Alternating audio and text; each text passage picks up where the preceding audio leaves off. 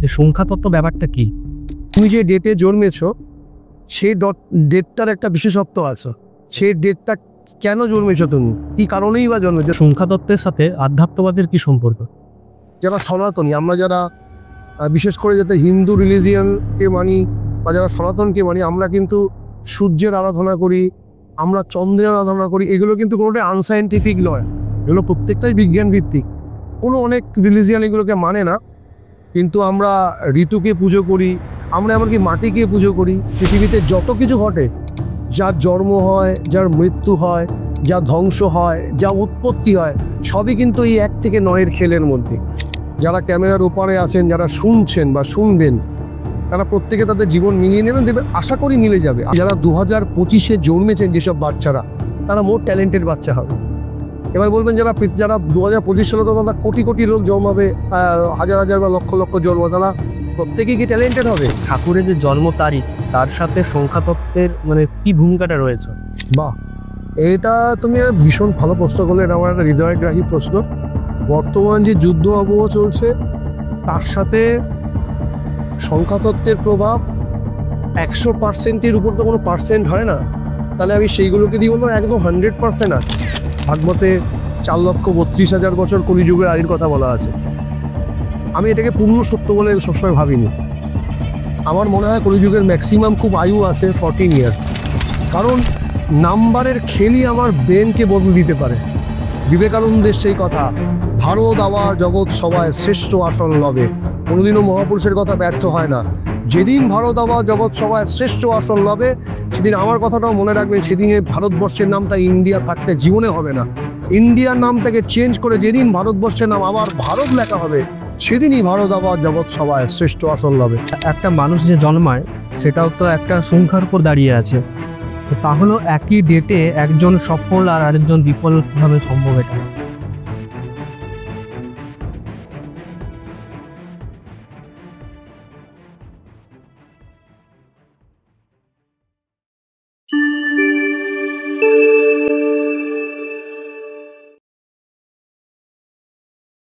তো আজকে আমরা জীবনীয় আলোচনা পডকাস্টের একটি নতুন এপিসোড শুট করলাম, যেটির প্রধান বিষয় হচ্ছে সংখ্যাতত্ত্ব বা নিউমেরোলজি।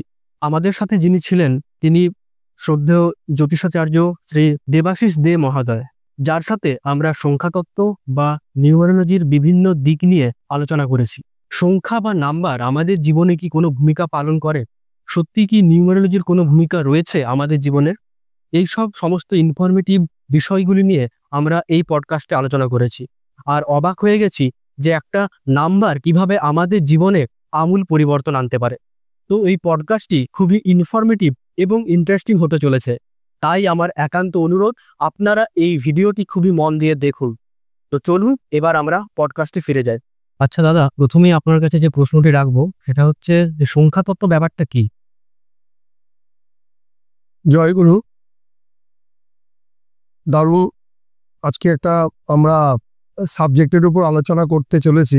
ভাই প্রথমে প্রশ্ন করলেন যে এই সংখ্যাতত্ত্ব ব্যাপারটা কি। সংখ্যাতত্ত্বকে আমরা যদি ইংরেজিতে বলি, সেটাকে নিউমোলজি বলা হয়। সংখ্যাতত্ত্ব বলে একটা সংখ্যার বৈশিষ্ট্যকে সংখ্যাতত্ত্ব বলা হয়। বিভিন্ন সংখ্যা যে আমরা দেখি 1 থেকে 9 অব্দি সংখ্যা সারা পৃথিবীকে রুল করে। এই সংখ্যাতত্ত্ব মানে যে প্রত্যেকের এক একটা ডেট আছে, মানে সেই ডেটের জন্য যে 1 থেকে 9-এর মধ্যে প্রত্যেকটা ডেট আছে। এই ডেটের বা এই সংখ্যার যে তত্ত্ব, মানে এই প্রত্যেক ধরুন যে একজন 1 তারিখে জন্মেছে, 2 তারিখ, এভাবে তো একদম 1 থেকে 9 অব্দি একটা ডেটে জন্মেছে। এই 1 থেকে যে 9 অব্দি যে ডেটে সে জন্মেছে, এর যে তত্ত্ব কথা, তাকেই বলা হয় সংখ্যাতত্ত্ব। এক কথা যদি উত্তর হয়, সংখ্যার যে তত্ত্ব, তাই হচ্ছে সংখ্যাতত্ত্ব। মানে আমরা যে 1 থেকে 9 অব্দি জন্মেছি, যারা দর্শক আছেন প্রত্যেকে তো একটা নাম্বারের মধ্যে রুল করছেন। সেই রুলকে ক্ল্যারিফিকেশন করার যে ওয়ার্ড, সেটাকে বলে নিউমোলজি। মানে সংখ্যাকে যে তত্ত্ব দিয়ে বিশ্লেষণ করা হয়, এক কথায় তাকেই সংখ্যাতত্ত্ব বলে অভিহিত করা হয়। তো এক কথায় এর অনেক বর্ণনা আছে, সেটা আমরা সবিস্তারে পরবর্তীকালে জানবো। কিন্তু এক কথায় বলতে গেলে সংখ্যার যে তত্ত্ব, তাই সংখ্যাতত্ত্ব। মানে তুমি যে ডেটে জন্মেছো, সেই ডেটটার একটা বিশেষত্ব আছে। সেই ডেটটা কেন জন্মেছো, তুমি কি কারণেই বা জন্মেছো। তুমি ধরো সোপাস একটা 1-এর ডেটে জন্মালে, মানে 1, 10, 19, 28, এগুলো সবাই এক সংখ্যা, কিন্তু তুমি পার্টিকুলার ওটাতেই জন্মালে কেন, 2-এ কেন জন্মালে বা 3-এ কেন জন্মালে না, তার মানে একটা তত্ত্ব আছে। সেই তত্ত্বটাকে যত ক্ল্যারিফাই করা হয় সেটাকেই বলা হয় সংখ্যা তত্ত্ব। এক কথা সংখ্যা তত্ত্ব বলতে তাই বোঝায়। আচ্ছা, এই সংখ্যা তত্ত্বের সাথে আধ্যাত্মবাদের কি সম্পর্ক? বা সংখ্যা তত্ত্বের সাথে আধ্যাত্মবাদের কি সম্পর্ক আছে? সংখ্যা তত্ত্বটা তো আধ্যাত্ম তত্ত্বের উপরই নির্ভর করে, কারণ আমি যতদূর ছোটবেলা থেকে পড়েছি, আপনারা হয়তো পড়েছেন অনেকে, বা ভাইও পড়েছে ছোটবেলা থেকে, যারা আমরা পড়াশোনা করি, দেখবে আমাদের যখন ছোটবেলায় পড়াশোনা হয় প্রাইমারি স্টেজে লেখা বলা হয় 1-এ চন্দ্র, 2-এ পক্ষ, 3-এ নেত্র, 4-এ বেদ, 5-এ পঞ্চবান, 6-এ ঋতু, বলে না? তো এইভাবে আমরা ছোটবেলা থেকে প্রত্যেকেই, যারা ইংলিশ মিডিয়ামেও পড়েছেন, যারা বাংলা অভিধান কিছু জানেন বা যারা পড়াশোনা করেছেন, এগুলো আমরা প্রাইমারি স্টেজে সবাই পড়াশোনা করেছি কম বেশি। তখন আমরা জানিনি তার মানেটা কি, কিন্তু যত বড় হয়েছি তত আমরা বুঝতে শিখেছি তার মানেটা কি। তার মানে বলছি 1-এ চন্দ্র মানে চাঁদ একটাই হয়, দুটো না। 2-এ পক্ষ মানে দুটো পক্ষ, কৃষ্ণপক্ষ শুক্লপক্ষ। 3-এ নেত্র, কিন্তু প্রশ্ন হবে 3-এ নেত্র যদি হয় তাহলে আমাদের দুটো চোখ, 3টে চোখ কেন নয়? দুটো চোখ হচ্ছে আমাদের বায়োলজিক্যালি, কিন্তু 3টে চোখ কেন বলা হয়? আমাদের আরেকটা চোখ থাকে থার্ড আই, যেটাকে আমরা বলি, যেটাকে ঠাকুর বলছেন আজ্ঞা চক্র। আমাদের বললেন না যে যাই করো না কিন্তু আজ্ঞা চক্রে ধ্যান করতে হবে, ঠাকুর বলতেন। আমাদের কিন্তু ঠাকুর ধ্যানের উপর গুরুত্ব দিয়েছেন, যে যেই কাজই করি না কেন অন্ততপক্ষে আমাদের ঠাকুর বলতেন যে অন্ততপক্ষে 45 মিনিট কিন্তু আমাদের ধ্যান করতেই হবে বলতেন। তো আমাদের কেন বলতেন? তার মানে আমাদের দুটো চোখ তো আছেই, আমাদের তো কোনো প্রয়োজন নেই। তার মানে এই চোখটা যতক্ষণ ওপেন না ততক্ষণ আমার জানাটা হচ্ছে না। এই দুটো চোখ দিয়ে তুমি বাহ্যিক অনেক কিছুকে দেখতে পাচ্ছ, সবকিছুও পাচ্ছ না। মানে তোমার অগোচরে বলে তোমার দৃষ্টির যে ভিশন, তোমার চোখের যে ভিশন, সেটাতে একটা জায়গায় গিয়ে সীমাবদ্ধতা। তুমি তো মানে লং টার্ম, এখান থেকে বসে আমেরিকা দেখতে পাও না, এখান থেকে বসে তুমি 2 কিলোমিটারই দেখতে পাবে না। আর এই থার্ড আইটা জন্মান্তর দেখতে পাই, মানে আমি পাস্টে কি ছিলাম, এখন কি আছি, বা ফিউচারে কি হব, এই চোখটা দেয়।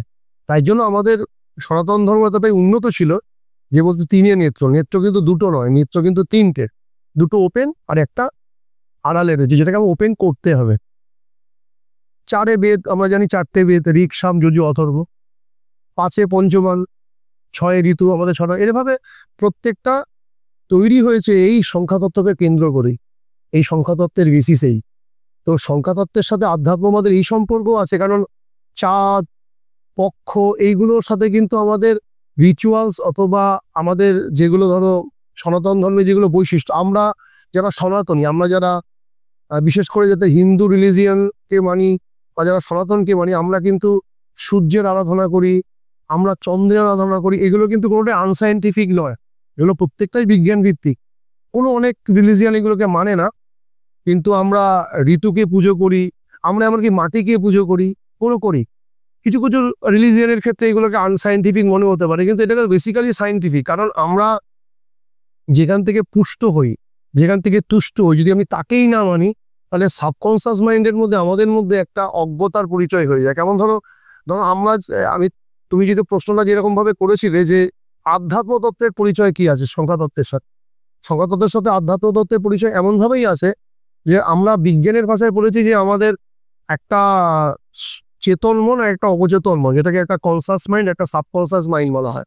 তো আমরা যেটাকে নিয়ে বেশি নাড়াচাড়া করি সেটা আমাদের মস্তিষ্কের কিন্তু থেকে যায়। এমনি দেখবো আমরা ঘুমানোর পরে অনেক সময় আমরা স্বপ্ন দেখি কাউকে আমি ঘুষি মারছি বা কেউ আমাকে মারছে, কিন্তু তুমি দেখে থাকবে যে আমরা প্রিভিয়াসে এই কর্মগুলো কিন্তু করেছি বা কারোর উপর জেলাস করেছি যে আমি ওকে মারতে পারছি না কেন, মারিনি কেন। এই তুমি হয়তো তার শক্তির কাছে সামর্থ্যবান নও, তাই হয়তো মারতে পারলে না, কিন্তু তোমার ভিতরে কিন্তু একটা থেকে গেল যে আমি মারবো। এই যে তুমি মারবে, বা যারা দেখছেন এই অনুষ্ঠান, যাদের মধ্যে এই সেন্স আছে, এরাই কিন্তু পরবর্তীকালে অবচেতন মনে গিয়ে স্বপ্নটা দেখে। তার মানে একটা জায়গায় আগে ভেবে রেখেছিল, সেটা গিয়ে ফোরকাস্ট করবে। যেভাবে ধরো এখন আমাদের এই যে আধ্যাত্ম তত্ত্বের উপর যে সংখ্যা তত্ত্বের যে টেলিকাস্ট চলছে, এটা থেকে তো একটা জায়গায় রেকর্ড হচ্ছে, ক্যামেরায়, এই যে ক্যামেরায় রেকর্ড হচ্ছে, আমি বলছি, ক্যামেরাটা নিচ্ছে, সাউন্ড চলছে, পরবর্তী সময় গিয়ে এটা সারা পাবলিক, সারা পৃথিবীবাসী দেখবে। ঠিক আমাদের ব্রেনেরও কিছু ক্যামেরা থাকে, চোখের ভিশনগুলো হচ্ছে ক্যামেরার বলে কন্ট্যাক্ট লেন্স, আর এই যে সাউন্ড সিস্টেমটা ধরতে পারো আমার ব্রেন বা কানের কোনো অংশ যন্ত্রপাতি হবে, তো সেগুলো পরবর্তীকালে গিয়ে দেখায়। তাই জন্য আধ্যাত্মতত্ত্বের সাথে সংখ্যাতত্ত্বের সম্পর্কটা এমনই যে আমি যেগুলোকে পড়াশুনো করি, যেগুলোকে আমি মানতে যাই, মনে বললাম একে চন্দ্র, দুয়ে পক্ষ, তিনে নেত্র।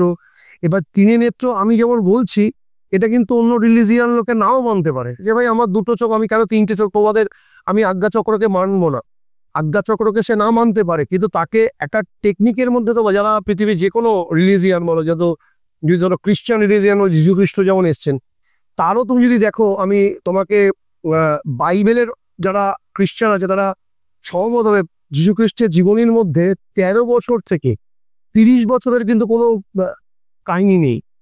যে কোনো যারা খ্রিস্টান কমিউনিটি যদি এই পডকাস্ট দেখে থাকে তারা সহমত হবে, যদি সহমত না হয় আমি তাদের সাথে সামনে বসতেও রাজি আছি, একদম ডেফিনেট করে বাইবেল নিয়ে যীশু খ্রিস্টের জীবনী নিয়ে বসতে রাজি আছে। আপনি আমাকে দেখিয়ে দিন যীশু খ্রিস্টের 13 বছর থেকে 30 বছরের জীবনী কোথায় লেখা আছে? নেই। তার মানে কি লোকটি 13 বছর থেকে 30 বছর জীবিত ছিলেন না? তা তো হতে পারে না। তাহলে তিনি আবার আসলেন কোথা থেকে মরতে? আমি ধরো আজকে এখানে নেই, আমার ধরো একটা চাকরি করার সূত্র, যদিও আমি চাকরি করি না, যদি ধরো আমি চাকরি করতাম, আমার ধরো ট্রান্সফার যাও, আমাকে বললো স্যার আপনাকে তো জার্মানিতে রিসার্চ করতে যেতে হবে। তার মানে জার্মানিতে রিসার্চ করতে যেতে হবে মানে আমাকে এখন এই পডকাস্টে দেখা যাচ্ছে না মনে, তার মানে তো এটা নয় আমি মরে গেছি। আমি তো অনেক দিন আগে পডকাস্ট করেছিলাম, এখন আবার তার মানে এর মধ্যে কি আমি মরে গেছিলাম? আবার নতুন করে আবার জন্ম বৃত্তান্ত নিয়ে ফট করে জন্মে এত বড় দাড়ি হয়ে গেল, ফট করে আমি চলে এসে এখানে পডকাস্ট করছি, তা তো নয়। আমি ছিলাম কিছু দিনের জন্য, আমার কোনো কর্ম বা আমাদের কার্যক্রমের জন্য আমি আসতে পারি। ঠিক একইভাবে যীশু খ্রিস্ট 13 বছর থেকে 30 বছর অবধি কিন্তু তার কোনো জীবনই পাওয়া যায় না। আমাদের বলা হয় যে তিনি ভারতবর্ষে এসেছিলেন, ভারতবর্ষে এসে কিন্তু সে ঋষিবাদে সাধনা করেছেন, তপস্যা করেছেন। এটার মধ্যে কন্ট্রোভার্সি আছে, এটাকে আমি যদি কেউ মানতে লাগে জোর করে মানাতে পারবো না, কিন্তু 13 বছর থেকে 30 বছরের মধ্যে তার কোনো জীবনই নেই, এটা কিন্তু কনফার্ম। এটা যে কোনো জায়গায় খাটলে হতে। তার মানে তিনি কোথায় ছিলেন? তিনি কিছু রিসার্চ করছিলেন, সেই রিসার্চ ওয়ার্কটাই তো তিনি তার কোন রিসার্চ করছিলেন? তিনি তার দিব্য জীবনের রিসার্চ করছিলেন। তিনি যে যীশুখ্রিস্ট হয়েছেন, জিসাস ক্রাইস্ট যে এত সমমহিমায় বর্ণিত যে খ্রিস্টানদের কাছে, তার এই চেতন শক্তি কোথা থেকে তিনি লাভ করলেন? যদিও বা তিনি ঈশ্বরের পুত্র, ঠিক আছে, ঈশ্বরের পুত্র আমরা কি ঈশ্বরের পুত্র নই? আমরা তো শয়তানের পুত্র নই। শয়তান আমরা কর্ম দ্বারাই হই, পৃথিবীতে কেউই শয়তান নয়, শয়তান কর্ম দ্বারাই তৈরি হয়। রাবণ আর রামচন্দ্রের মধ্যে পার্থক্য একটা জায়গায় থাকে। সবাই জানে যে রাবণ হচ্ছে ভিলেন, রাবণকে রামায়ণে ভিলেন দেখানো হয়েছে, রামচন্দ্রকে হিরো দেখানো হয়েছে, আর এটা সত্যিই তাই। কিন্তু রামচন্দ্র রাবণের মধ্যে অন্তর আর কোথায় আছে? অন্তরটা একটা জায়গায় আছে। রামচন্দ্রকে রাবণ প্রশ্ন করেছিলেন যে আমি তোমার থেকে বয়সে বড়, আমি তোমার থেকে ধনশালী, আমি তোমার থেকে বলশালী, আমার কাছে দেব দেবতা গ্রহ নক্ষত্র প্রধানত হয়, আমি ব্রহ্মজ্ঞানী, আমার মতো ব্রাহ্মণ ত্রিভুবনে কেউ নেই। সত্যিই তাই, উনি যা যা বলেছিলেন রামচন্দ্রকে ঠিকই বলেছেন। কিন্তু তাহলে আমি তোমার কাছে পরাজিত হলাম কেন? ওয়াই? কারণটা বলো। রামচন্দ্র বলেছিলেন তোমার সাথে আমার পার্থক্য কিছুই ছিল না, তুমি সব দিক থেকেই আমার থেকে গ্রেট, কিন্তু এক জায়গায় তুমি আমার থেকে হেরে গেছো, তোমার ক্যারেক্টারলেস, তুমি ক্যারেক্টার খারাপ, বাট আমার ক্যারেক্টার ভালো। আমি আমার একজন স্ত্রীকে নিয়েই সন্তুষ্ট ছিলাম এবং ধর্মপথে ছিলাম, তুমি একজন স্ত্রীকে নিয়ে ছিলে না, তুমি অধর্মপথে ছিলে, তুমি ক্যারেক্টারলেস, তাই তোমার পতন। রাবণের সাথে রামচন্দ্র এখানেই পার্থক্য, আর বিশেষ কোনো কিছু ছিল না। রাবণ মহাজ্ঞানী, মহাপণ্ডিত, কিন্তু হেরে গেছিলেন কিন্তু ওই ক্যারেক্টারলেসের জন্য। ঠিক একইভাবে আমরা কাউকে মানতে পারি বা না মানতে পারি, তাতে কিন্তু আধ্যাত্মিকতার বা সংখ্যাতত্ত্ব যাই বলো না কেন, এগুলো কিন্তু কোনো ক্ষতি হবে না। কারণটা তাই ঘটবে, তুমি ওয়ার্ল্ডে যা কিছু দেখবে সবই কিন্তু সংখ্যার খেল। আর এই সংখ্যার খেলগুলো কিন্তু সবই পূর্ব নির্ধারিতভাবে আমাদের বেদ, পুরাণ, দর্শন বিভিন্ন জায়গায় বর্ণিত আছে। এই যে আজকে যে বর্তমান সময়ে প্রেক্ষাপট চলছে কলি যুগে, কখন কোন সাল নাগাদ কি হবে সব কিন্তু পূর্বে বর্ণিত আছে। কালক্রমে আমরা এইগুলোকে নিয়ে আসবো, আমাদের সাথে ডিসকাশন হবে, আমরা আসবো, সবই প্রশ্ন হবে, সবই কিন্তু পূর্ব নির্ধারিত লেখা আছে। তাহলে কিভাবে প্রিপ্রেডিক্ট লিখে দেওয়া যায়? তার মানে প্রশ্ন হবে যে তাহলে দাদা যদি সবই লেখা থাকে তাহলে তো আমাদের কিছু করণীয় নেই। না, করণীয় আছে, অবশ্যই করণীয় আছে। আমার পূর্ব নির্ধারিত লেখা আছে মানে সেই লেখাটা তো আমিই লিখেছি কর্ম করে করে করে, মানে সেরকম ভাব। আমরা যখন অঙ্ক করি দেখবে আমরা করে নিই, ধরে নিলাম এক্স এর মান এত, এবার ধরে নিলাম ওয়াই এর মান এত। এখন আমরা তো টিচারকে কোশ্চেন করতে পারি না যে স্যার আমি কেন ধরবো এক্স এর মান এত, কেন ধরবো ওয়াই এর মান এত, আমরা তো এই প্রশ্নটা করতে পারি না। একটা ট্রেডিশন হয়ে আসছে, ওটা হয়েই চলছে। আর যদি আমি করতে চাই, টিচার একটা যদি খুব ভালো হয় তাহলে বোঝানোর চেষ্টা করে, বাবা এরকম বলতে নেই, এইভাবেই চলছে। আর যদি কেউ উগ্র হয়, একটা থাপ্পড় মেরে ক্লাস থেকে বার করে দেবে। এই দুটোর বেশি কিছু করবেন না আশা করি। তো বেসিক্যালি হচ্ছে এটা ট্রেডিশন অনুযায়ী চলে আসছে। ঠিক একইভাবে আধ্যাত্ম তত্ত্ব আর সংখ্যা তত্ত্বের মধ্যে মিলটা হচ্ছে এরকম। দেখো, ওয়ার্ল্ড ট্রেড সেন্টার যখন ধ্বংস হবে, এগুলো কিন্তু পূর্বে শাস্ত্রে বর্ণিত আছে, কিন্তু যেইটায় ধ্বংস হয়েছিল সেটা কিন্তু একটা বিশেষ ডেট, সংখ্যার মধ্যেই পড়ছে। আর সংখ্যা রুলিংটা 1 থেকে 9 অব্দিই করলেন, এর বাইরে কিন্তু নেই। এবার বলবে 10ও তো আছে, 11 তো, ব্যাপারটা তো একই দাঁড়াচ্ছে। আমরা তো জিরোকে কোনো ইয়ের মধ্যে ধরি না, ফ্রিকোয়েন্সির মধ্যে আনি না জিরোটাকে, জিরো তো মহাশূন্য। কিন্তু যদি আমরা সংখ্যা দেখি, আমরা 1 থেকে 9টা সংখ্যাই দেখি। 1 থেকে 9টা সংখ্যার বাইরে কিছু হয় না। তুমি যদি 1-এর আগে কোনো শূন্য বসাও, সেই শূন্যের কোনো ভ্যালু নেই। 1-এর পরে হলে তার ভ্যালু আছে। তুমি 1-এর আগে যদি কেউ চেকে সাইন করে 1 কোটি টাকা বা 1 লক্ষ টাকার চেক সাইন করে, সে যদি 1-এর পরে কমা দিয়ে কিছু 005 লেখে, তাহলে 1 লাখ হবে। কিন্তু 1-এর আগে এইদিকে শূন্য দিয়ে পরপর শূন্যগুলো লেখে, তাহলে কিন্তু কোনো টাকা হবে না, 1 টাকা ভ্যালু হবে। ঠিক একইভাবে 1-এর পরে যাই শূন্য হোক, তার ভ্যালু থাকলেও নাম্বারটা তো 1। সেইভাবে আমাদের নিউমারোলজি 1 থেকে 9। আর পৃথিবীতে যত কিছু ঘটে, যার জন্ম হয়, যার মৃত্যু হয়, যা ধ্বংস হয়, যা উৎপত্তি হয়, সবই কিন্তু এই 1 থেকে 9-এর খেলের মধ্যে। এবার এইটাই হচ্ছে আধ্যাত্মতত্ত্ব সংখ্যাতত্ত্বের একটা মেলবন্ধন। সেগুলো সবই কিন্তু শাস্ত্র বর্ণিত, শাস্ত্রের বিরুদ্ধে নয়। আর শাস্ত্র তো ধর্মকে কেন্দ্র করেই তৈরি হয়েছে। বেদ কাকে কেন্দ্র করে তৈরি হয়েছে? কোনো যাত্রাপালাকে কেন্দ্র করে না। বেদ কে লিখেছেন আমরা কেউ জানি না, কিন্তু কেউ না কেউ লিখেছেন। কিন্তু আজকে বেদ সময়তে জানো বেদ কারা পড়ে? বেদ কোনো টেরোরিস্ট পড়ে কি? না। গীতা কারা পড়ে? গীতা কি কোনো টেরোরিস্ট পড়ে? না। রামকৃষ্ণ কথামৃত কারা পড়ে? কোনো টেরোরিস্ট পড়ে না। বাইবেল কারা পড়ে? কোনো টেরোরিস্ট পড়ে না। তো প্রশ্নটা হচ্ছে, যারা মহাগ্রন্থ বা ধর্মগ্রন্থ যাই বলো না কেন, এগুলো পড়েই কারা? যারা ধর্মকে বোঝে। আর ধর্মটা এমন একটা বিজ্ঞান, যেই বিজ্ঞানটা জানলে তুমি আগে এবং পরে সবটাই জানতে পারো। কিন্তু বেসিক বিজ্ঞানটা কি? আমার এখন সময়কে নির্ধারণ করতে পারে, কিছু ফিউচার কি হতে চলে সেগুলোকে নির্ধারণ করতে পারে না। তাই আধ্যাত্ম তত্ত্বের সাথে সংখ্যাতত্ত্বের এমন মিলবন্ধন নিবিড়ভাবে রয়েছে, যেখানে দাঁড়িয়ে আমরা সমস্ত কিছু জানতে পারি যে আমি লাইফে কি হতে চলেছি, আমার নাম্বার ফ্রিকোয়েন্সি আমাকে কি বলছে, আর আমি কোন ডেস্টিনিতে পৌঁছাতে পারি, সেই সমস্ত কিছু বলতে পারে হচ্ছে আধ্যাত্ম তত্ত্ব বা এই সংখ্যাতত্ত্ব। সংখ্যাতত্ত্ব এবং আধ্যাত্ম তত্ত্ব বলতে গেলে একে অপরের পরিপূরক। যেমনভাবে টাকা যদি একটা দিকের গান্ধীজির ছবিটাকে কালো চলে দিয়ে কেটে দেওয়া হয়, পরের দিকের ছবিটা রিজার্ভ ব্যাংকের গভর্নরের সই অথবা ওই অশোক স্তম্ভেরটা দেখানো হয়, যেভাবে টাকাটা চলবে না, দুটো পিটি পরিষ্কার রাখতে হবে। ঠিক একইভাবে যদি আমি সংখ্যাতত্ত্বকে না মানি, আধ্যাত্ম তত্ত্বকে মানতে চাই, তাহলে কিন্তু এটা অধরা আধ্যাত্মবাদ এসে যাবে। সেখানে কিন্তু কোনো তুমি আধ্যাত্ম তত্ত্বের থই পাবে না। তার মানে এটা আমি বলছি না যে আধ্যাত্ম তত্ত্ব সংখ্যাতত্ত্বকে না মানলে হয় না। না মানাটা হচ্ছে আমার অজ্ঞতা। আমি কালকে থেকে যদি আমার বাবাকে বাবা না ডাকে আব্বা বলি, তাতে কিন্তু বাবাকে অসম্মান করা হয় না। আলটিমেটলি সে বাবা, আমি নামটা যাই দিতে পারি। কেউ এটাকে সংখ্যাতত্ত্ব নাও বলতে পারে, নিউরোলজি নাও বলতে পারে, সে তার ভাষায় যে কোনো কিছু বলতে পারে, কিন্তু জিনিসটা কিন্তু একটা সংখ্যা। আর সেই সংখ্যার উপর দাঁড়িয়ে সারা পৃথিবী চলছে, সারা দেশ চলছে, সারা মানুষ চলছে, পুরো ভূমণ্ডল চলছে সেই সংখ্যার উপর দাঁড়িয়ে। আর এটাকে নির্ভর করছে আধ্যাত্ম তত্ত্বের উপরে। মানে পুরো পৃথিবীটাই আমাদের চলছে ধর্ম এবং আধ্যাত্মবাদের উপর। তাই সংখ্যা তত্ত্বের সাথে আধ্যাত্মবাদের তো নিবিড় সম্পর্ক আছেই কি আছে, সে যুগ যুগান্তর। আচ্ছা দাদা, আমার পরের প্রশ্নটি হচ্ছে যে মানব জীবনে এই সংখ্যা তত্ত্বের গুরুত্ব কি? কিভাবে প্রভাব ফেলে মানব জীবনে? মানব জীবনে সংখ্যা তত্ত্বের গুরুত্ব বলতে গেলে আমি এই প্রিভিয়াস যে কথাগুলো বললাম তার সাথে অনেকটাই ওর সাথে যায়। মানব জীবনে সংখ্যা তত্ত্বের গুরুত্ব আমি এবার একটুখানি ভাঙিয়ে বলছি। আগেরটাই যেমন বললাম যে গুরুত্বগুলো কিভাবে জীবনে যায়, ভাঙিয়ে বললে বুঝতে পারবে। যেমন ধরো, মানব জীবনে সংখ্যা তত্ত্বের গুরুত্ব বোঝাতে গেলে তোমাকে বোঝাতে হবে 1 থেকে 9টা সংখ্যা একটুখানি ছোট ছোট করে বেরোয় যায়। তাহলে বলতে গেলে অনেকটা লং টার্ম যাবে। আমি ছোট ছোট করে বলে যাচ্ছি, তাহলে বুঝে যাবে মানুষ, যে প্রত্যেক দর্শকও বুঝে যাবে যে কি করে তার প্রভাব হয়।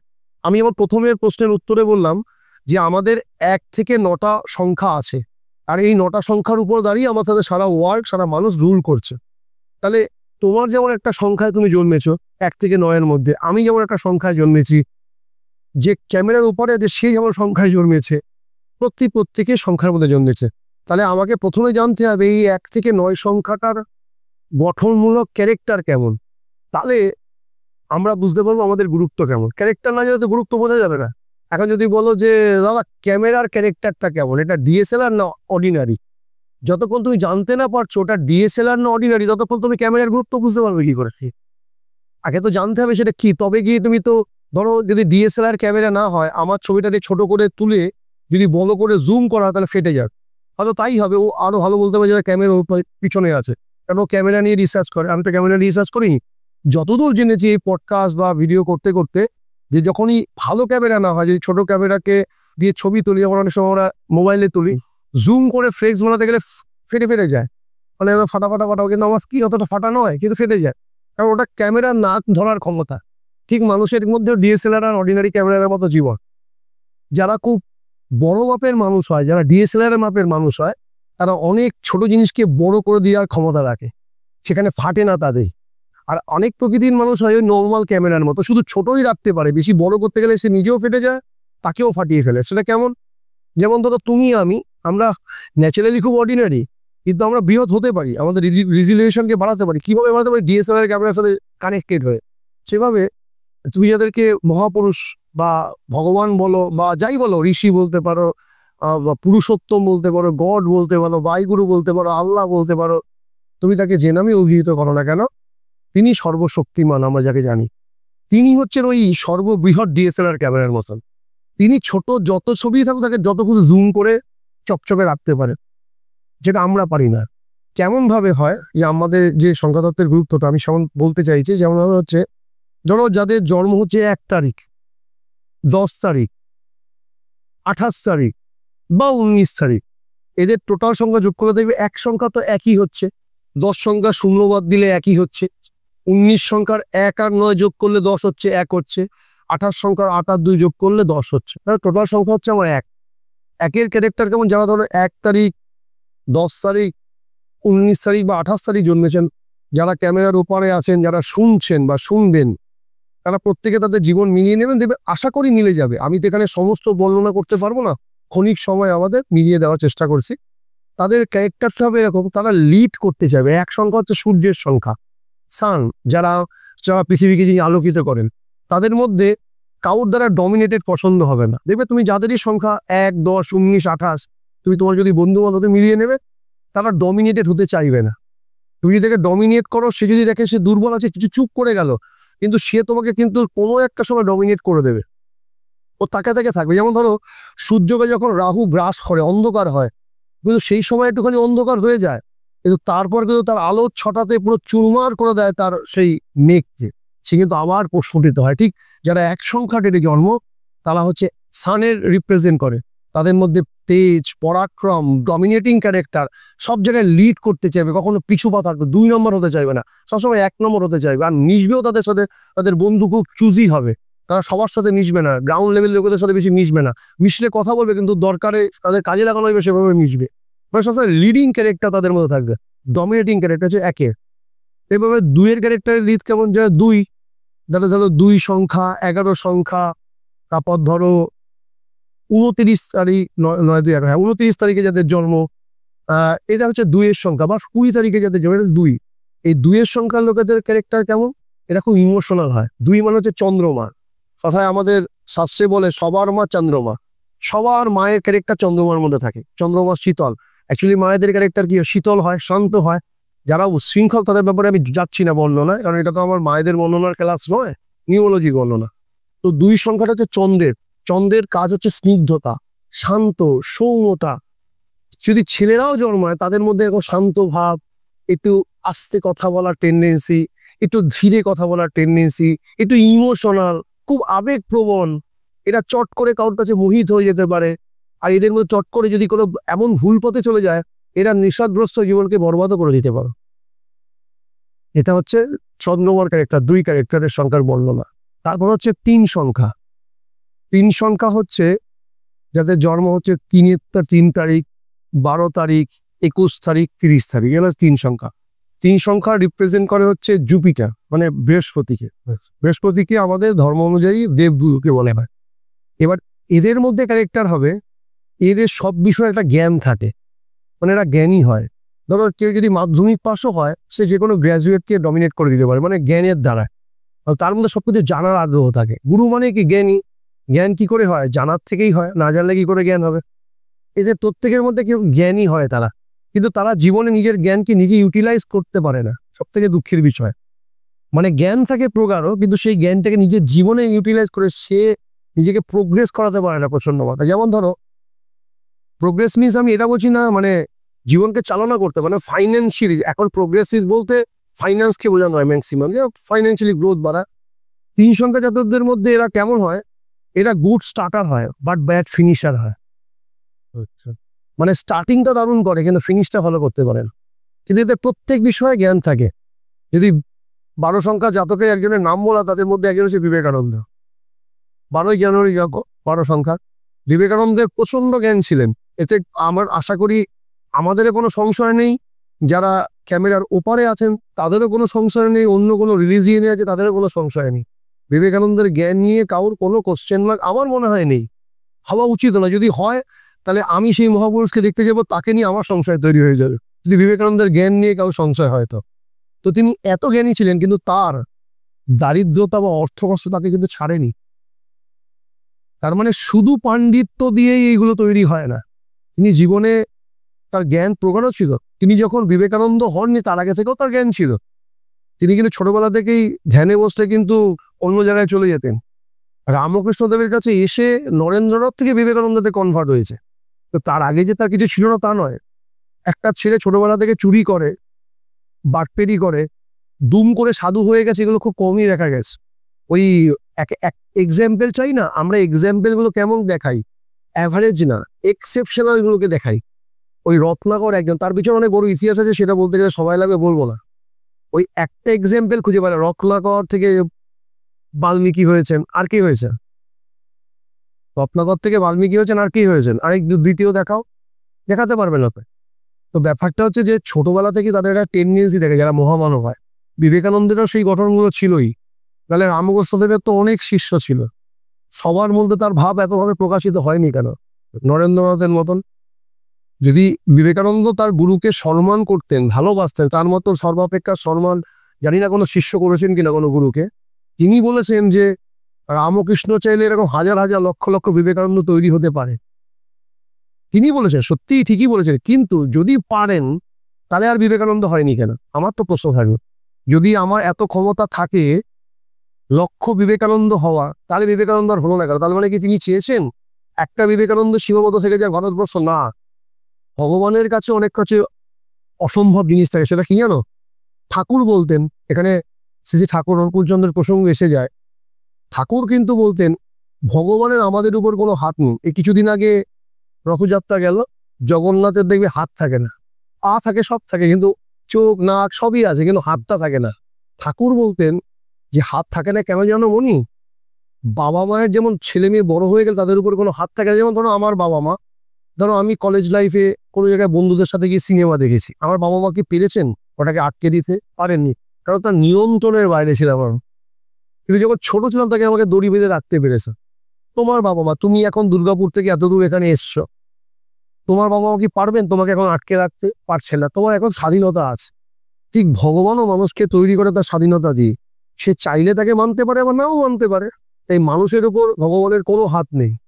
ভগবানের যেটা আছে পা আছে, যদি মানুষ সেই হাত দিয়ে তার পা ধরে, তিনি তাকে জগতে যিনি না, তিনি তো জগন্নাথ, তার উপর কল্যাণ করতে পারে। কিন্তু যদি না রাখে তাহলে কিছু করতে পারে না। ঠিক একইভাবে বিবেকানন্দ তার গুরুকে সম্মান দেওয়ার জন্য বলেছেন যে আমার প্রভু চাইলে হাজারো লক্ষ বিবেকানন্দ তৈরি করতে পারে, কিন্তু সত্যিই যদি তাই হয় তাহলে কেন আর দ্বিতীয় বিবেকানন্দ তৈরি হলো না? এটা তো আমার প্রশ্ন জানছে। কোনো কিছু বৃদ্ধিতে যুক্তি থাকতে হবে, কারণ মানে বিবেকানন্দের মতো আধার আর কাউর মধ্যে সে সময় ছিল না। অনেকেই ভালো মানুষ ছিলেন, কিন্তু বিবেকানন্দ, নরেন্দ্রনাথের মতো যে আধার, সেই আধার নিয়ে আর কেউ পৃথিবীতে আসে। তাই ওই নরেন্দ্রনাথ থেকে বিবেকানন্দই একজনই হয়েছিল। আর সব বিভিন্ন নন্দ হয়েছেন, কিন্তু বিবেকানন্দ আর কেউ হয়নি। বিবেককে আনন্দ প্রদানের মতো আনন্দ আর কেউই দিতে পারেন, সেই বিবেকানন্দ একজন। ঠিকভাবে তার কিন্তু ফাইন্যান্সিয়ালি ক্রাইসিসটা কিন্তু ছিলই, তাহলে তিনি স্টার্টিং ভালো করেছিলেন, ফিনিশও করেছেন, কিন্তু তার জীবনটা দেখো মাত্র 39 বছর 6 মাস 36 দিনে কিন্তু সীমাবদ্ধ হয়ে গেল তার জীবনের মর্মবর্তা। তাহলে 3 সংখ্যার জাতকদের মধ্যে কিন্তু এই জিনিসগুলো থাকে। আমি একটা উদাহরণ দিই, যেমন যুবরাজ সিংহ 3 নম্বরে, তার জীবনটাকেও দেখো, ওনার মতো ওয়ার্ল্ড ক্লাস অলরাউন্ডার আমি দেখিনি পৃথিবীতে। ভারতবর্ষে আমার একটা ব্যক্তিগত অভিমত, সচিন তেন্ডুলকারকে যদি ভারতরত্ন দেওয়া হয়, আমি এই আধ্যাত্মিক এবং নিউমোলজির পডকাস্টের মাধ্যমে বলতে চাই যুবরাজ সিংহের ভারতরত্ন পাওয়ার উপযুক্ততা। যিনি ক্যান্সার নিয়ে খেলে মুখে রক্তবমি করে ভারতবর্ষকে 2001 সালে দ্বিতীয়বারের জন্য ওয়ার্ল্ড কাপ জিতিয়েছিলেন, তার মর্মত্বতা দেশ কোথায় দিতে পেরেছে। তার মানে দেখো, ওই যে 12 সংখ্যার ডেট যুবরাজ সিং জন্মেছে, good starter but bad finisher, finish ভালো হলো না কিন্তু তার মতো ওরকম বড় মাপের ক্রিকেটার, এই অলরাউন্ডার ভারতবর্ষে আগে না এসেছিল, এখন না আছে, না ফিউচারে আসবে কিনা সন্দেহ আছে, কিন্তু তার মর্মত্ব কোথায়, তাকে কোথায় সম্মান দেওয়া হয়েছে ভারতবর্ষে। তার মানে ব্যাড ফিনিশার হয়ে গেল, তো জীবনটা হলো না। এবার রয়েছে 4 সংখ্যা। 4 সংখ্যাকে রুল করেছে রাহু। যারা খারাপভাবে নেবেন না, পডকাস্টের মাধ্যমে যদি সবার কথা বলতে হচ্ছে বলছি, মিলিয়ে নেবেন। তোমার যদি কোনো বন্ধু বান্ধব থাকে 4 সংখ্যা লোকেদের সাথে মিশতে গেলে খুব সিনসিয়ার। এটা রাহু কিন্তু খুব কন্ট্রোভার্সিয়াল ক্যারেক্টার। রাহু খুব টেকনিক্যাল বুদ্ধি থাকে। রাহুর দেখবে গলাটা আছে, বডিটা নেই। মাথা দিয়ে ভাবে, হৃদয় দিয়ে ভাবে না। যারা দেখবে মাথা দিয়ে কাজ করে তারা ঠিকও করে, ভুলও করে, কিন্তু যারা হৃদয় দিয়ে কাজ করে তারা কিন্তু ঠিক করে, ভুল কখনোই করে না। এই জন্য বিবেকানন্দ এক জায়গায় বলতেন, যদি মস্তিষ্ক আর হৃদয়ের মধ্যে কনফ্লিক্ট হয় তাহলে আপনি হৃদয়কেই গ্রহণ করবেন, কারণ মস্তিষ্ক দ্বারা ভালো কাজও হয়, খারাপ কাজও হয়, কিন্তু হৃদয় দ্বারা কখনো খারাপ কাজ হয় না। এটা ঠিক তো না ভুল? ঠিক কথা। কিন্তু রাহুর কথা হচ্ছে মুন্ডু। রাহু কখনো হৃদয় যেতে পারে না, কারণ কেটে ফেলেছে বিষ্ণু, তাই ও সবসময় মাথা দিয়ে ভাবে। এই জন্য মাথা দ্বারা কিন্তু ভুল কাজও হয়, ঠিক কাজও হয়।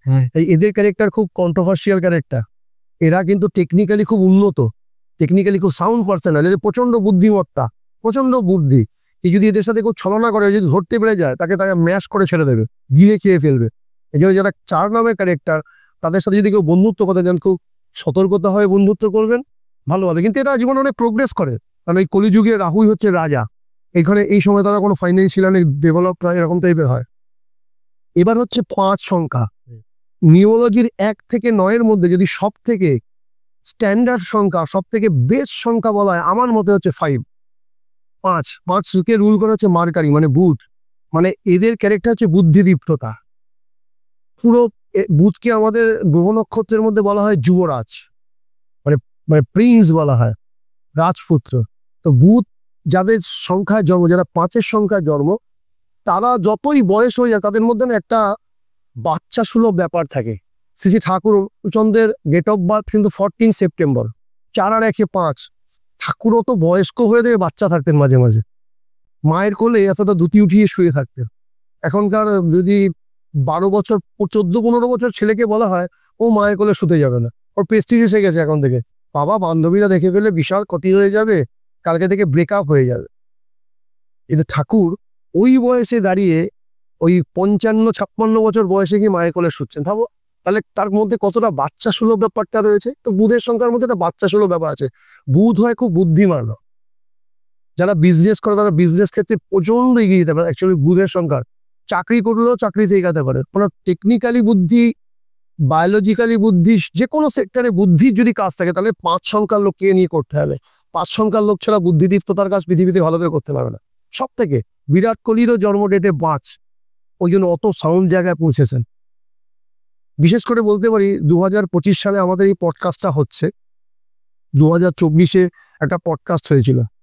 যারা এই সময় কালটা খুব খারাপ কাল, এটা সত্যি, তো তা সত্ত্বেও বলছি, যারা 2025-এ জন্মেছেন যেসব বাচ্চারা, তারা মোর ট্যালেন্টেড বাচ্চা হবে।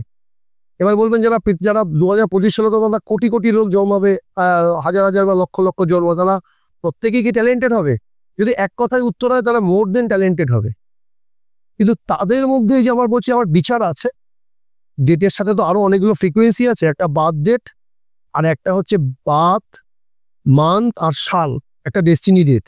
ওগুলোর মধ্যে পার্থক্য নিয়ে ক্ল্যারিফাই হবে। কিন্তু মোর দেন 2025 সালে যেসব বাচ্চারা জন্মিয়েছেন বা জন্মাবেন, তারা ওভারঅল 2024 সালের থেকে অনেক সাকসেসফুল হবে। এটা একদম সত্য। কারণ যেই সালের মধ্যে বা ডেটের মধ্যে কোনো জায়গায় যদি 5 সংখ্যাটা এসে যায়, তারা মোর ট্যালেন্টেড। সেটা যদি এমনি এসে যায় বা মানে ক্যালকুলেশন করে এসে যায়, তারা মোর ট্যালেন্টেড এবং তারা সাকসেস হবে। আমি পৃথিবীতে আমার জীবদ্দশায়, আমি তো খুব বিশাল বয়স নয়, এই 44-45 হবে, তো আপাত দৃষ্টিতে আমি যতদূর বড় হয়েছি, আমি আমার প্রফেশনাল লাইফের 18 বছরের মধ্যে কোনো 5 সংখ্যার জাতককে ভিখারি দেখিনি। এবার বলবেন যে তুমি প্রশ্ন করতে পারো যে দাদা, তো আপনি কি পৃথিবীর সমস্ত ভিখারির ডেট অফ বার্থ খেটে কেটে বেরিয়েছেন? না, এটা সত্যি আমি ঘেটে দেখিনি। কিন্তু আমি যত ডেট দেখেছি, আমি কোনো ভিখারিকে 5 সংখ্যা জাতক দেখিনি। কোনোদিনও 5 সংখ্যা জাতক ভিখারি হতেই পারে না। যদিও ফাইন্যান্সিয়ালি একটুখানি ডাউন হয়, তাও তার তুলনামূলক ভালো রেঞ্জ দিয়ে থাকার ক্ষমতা, 2 বেলা 3 বেলা ভালো খাওয়ার ক্ষমতা, গাড়িতে করে যাওয়ার ক্ষমতা থাকে। ভিখারি হয় না 5 সংখ্যা জাতকরা, আমি দেখিনি। যদি পডকাস্টের মাধ্যমে শোনার পরে কালকে থেকে দর্শকদের মধ্যে ভিখারি খোঁজার ইচ্ছে তৈরি হয়, একটা 5 সংখ্যার জাতককে খুঁজে, যার জন্ম ডেটের মধ্যে 5, যে কোনো ক্যালকুলেশনে 5 তারিখ, 14 তারিখ, 23 তারিখ এইসব ডেট থাকে বা সালের মধ্যে থাকে, তারা একজন ভিখারি, মানে খাওয়া দাওয়া করতে পারে না, না খেয়ে জীবন কেটে যাচ্ছে, অন্যের দারিদ্রতায় পড়ে রয়েছে। খুঁজে রেখে আমাদের এই পডকাস্টটাকে নিচে কমেন্ট করবেন, আমি তার সাথে বিশেষভাবে দেখা করতে যাব, আমি তাকে ফাইন্যান্সিয়ালি সাহায্য করার জন্য চেষ্টা করব। আমাকে জানতে হবে, নয় তার ডেট অফ বার্থ ভুল আছে, আর কোনো কারণ আছে, হতেই পারে, আমি বিশ্বাস করি না, আনবিলিভেবল, হতেই পারে, অসম্ভব। 5 সংখ্যা যাতে কখনো ভিখারি হয় না। আর যদি দারিদ্র ঘরে জন্মায়, সে সাউন্ডলি এগিয়ে যাবে, এটাই ক্যারেক্টার 5-এ। আর এরপরে আছে 6, আরো ট্রিমেন্ডাস সংখ্যা, ভোগবাদের সংখ্যা 6। 6 হচ্ছে রুল করে হচ্ছে ভেনাসকে, মানে শুক্রকে। শুক্র মানে যে তুমি আজকে যে ক্যামেরাতে আমাদের শুট হচ্ছে, এই ক্যামেরার কারকগুলো হচ্ছে শুক্র। শুক্র হচ্ছে এসি, শুক্র হচ্ছে ফ্রিজ, শুক্র হচ্ছে গাড়ি, শুক্র হচ্ছে ফ্ল্যাট, শুক্র হচ্ছে স্ত্রী, রূপবতী স্ত্রী, দেখতে সুন্দরী স্ত্রী, কুৎসিত স্ত্রী নয়। শুক্র জাস্ট লাইক এ ভোগ। শুক্র হচ্ছে আমাদের ভোগের কারক গ্রহ। যারা 6 তারিখে জন্মেছেন, যারা 15 তারিখে জন্মেছেন, যারা 24 তারিখে জন্মেছেন, এই যাদের ডোট যোগ করলে 6 হয়, তারা দেখবে ওভারঅল ভোগ ছাড়া বেশি কিছু বুঝবে না। তুমি যতই তাকে আধ্যাত্ম তত্ত্ব বোঝাও, তুমি তাকে ধ্যান করার কথা বোঝাও, সে সবকিছু বোঝার পরে, ভাই রাত্রিবেলায় খাবার দাওয়ার ব্যবস্থা আছে তো, ভোগের ব্যাপারটা চলে আসবে। তুমি ধরো কোথাও করে ঘুরতে যাওয়া নিয়ে গেলে, ভাই এখানে কিন্তু রাত জেগে আমাদের কিন্তু শিবলিঙ্গের প্রত্যেকটা পরিক্রমা করতে হবে, আমাদের কিন্তু অসুবিধা, সব যাবে। গিয়ে বললো কি, ঠিক আছে ভাই, লাস্টে একটা হোটেল বলে থাকবে তো, মানে শোয়া যাবে তো, মানে সবকিছুর পিছনে ভোগ এদের চাই। এদেরকে তুমি খুব পরিশ্রম করাতে পারবে না। এটা তো 6 সংখ্যার জাতক, যাদেরকে বললাম 6-এর ডেট, শুক্র হচ্ছে এদের রুল। পরবর্তীকালে আসবো কোন কোন দেশের সাথে কানেক্টেড, তুই জানতে পারবেন। এরপরে হচ্ছে 7। 7 হচ্ছে সব থেকে মানে সব থেকে কি বলুন, মিস্টেরিয়াস একটা নাম্বার, সব থেকে একটা মানে কি বলবো, গোপনীয় একটা নাম্বার, যাকে বোঝা পৃথিবীতে কাউ সম্ভব না। যাদের 7 তারিখ, মানে যাদের জন্ম সংখ্যা 7, 25 অথবা হচ্ছে 16, এরা 7। 7 হচ্ছে কেতুর সংখ্যা, মানে বডির উপরের পাটটা কিছুক্ষণ আগে বললাম রাহু, মাথাটা, বডিটা হচ্ছে কেতু। এরা সবসময় চেপে রাখে, এরা ওপেন করে না। মানে এমন অনেক ছেলে আছে দেখবে তোমার সাথে খুব বন্ধু, তো তুমি অনেক সিনেমাতেও দেখতে পারবে তোমার বন্ধু, কিন্তু তোমার এমন ক্ষতি করে দিয়ে ছেড়ে দিল, তুমি টেরই পেলে না। এটা হচ্ছে 7, ভালো করে খুঁজে দেখো। 7 সাকসেসফুল হয় প্রচুর।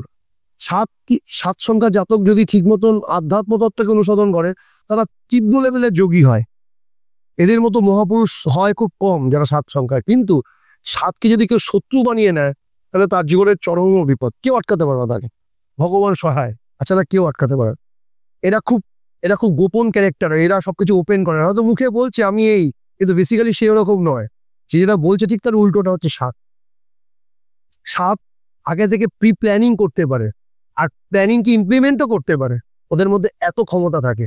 তুমি দেখবে মহেন্দ্র সিং ধোনির জার্সি সংখ্যা 7, সব থেকে সাকসেসফুল ক্যাপ্টেন ইন্ডিয়া। হট করে মনে পড়লো বলে বললাম, 7 ছিল তো ধোনির জার্সি সংখ্যা, দেখবে ধোনির জার্সি সংখ্যা 7। রিটায়ারমেন্টের আগে কাউকে বুঝতে দিল না, ফট করে একদিন বলে দিল আপনারা আমাকে অনেক আনন্দ দিয়েছেন করে দুম করে রিটায়ার করে দিয়ে। সবকিছুর মধ্যে একটা মিস্ট্রি থাকে ওর মন, মানে কেমিস্ট্রিটাই আলাদা। তুমি দেখবে 2011 সালে যদি তারা ওয়ার্ল্ড কাপ দেখে থাকে, আমি দেখেছিলাম, শেষ ওভার করতে দিয়েছিল কাকে? পৃথিবীর সব থেকে দুর্বুদ্ধি সম্পন্ন খেলোয়াড়ও সেই সময় আর্ন করা যোগেন্দ্র শর্মাকে বল করতে দেবে, তাকে ধোনি দিয়েছিল। ধোনি জিতেও ছিল ওয়ার্ল্ড কাপটা। লাস্ট ওভার কে করেছিল? লাস্ট ওভার করেছিল যোগেন্দর শর্মা।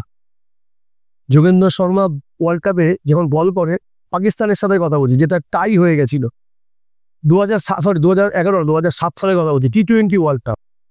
যোগেন্দর শর্মা বল করে আর মিসবাউল হক বলটাকে পিছন দিকে মারে আর গিয়ে শ্রীশান্ত ক্যাচ ধরে নেয়।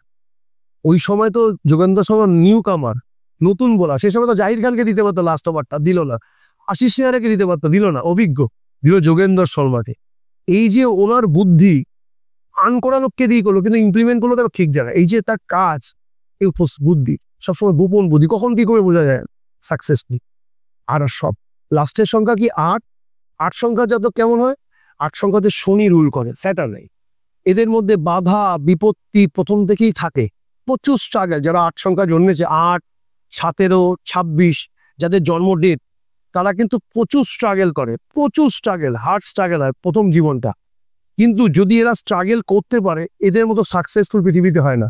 যার প্রথম কথাই, আমাদের বর্তমান সময় ভারতবর্ষে যিনি প্রধানমন্ত্রী নরেন্দ্র দামোদর দাস মোদী, তার জন্মডেট কিন্তু 17 সংখ্যার। কিন্তু তিনি কিন্তু দেখুন জন্মেছে, দেখো বা তার স্ট্রাগলটা দেখো। তিনি কিন্তু প্রথম জীবনেই কিন্তু প্রধানমন্ত্রী নয়, তিনি গ্রাউন্ড করেছিলেন, তিনি মাটিতে বসে থাকতেন, প্রচুর স্ট্রাগল করেছেন, চা বিক্রি করেছেন, ভারতবর্ষের প্রথম চা হয়ে গেছেন প্রধানমন্ত্রী। ডেটের সংখ্যা দেখো 17, শনি রুল করছে। স্ট্রাগল, নিষ্ঠা ছিল, তবেই গিয়ে পৌঁছেছে। আরেকজনের নাম বলি, 26শে অক্টোবর জন্ম কার? আমাদের ভারতবর্ষ যাদের থেকে আমরা পড়াশোনা শিখেছি তার, তিনি হচ্ছে বিদ্যাসাগর, ঈশ্বরচন্দ্র বন্দ্যোপাধ্যায়। তারও কিন্তু ডেট অফ বার্থ 26শে অক্টোবর। 26 মিন 6 আর 2 8 8।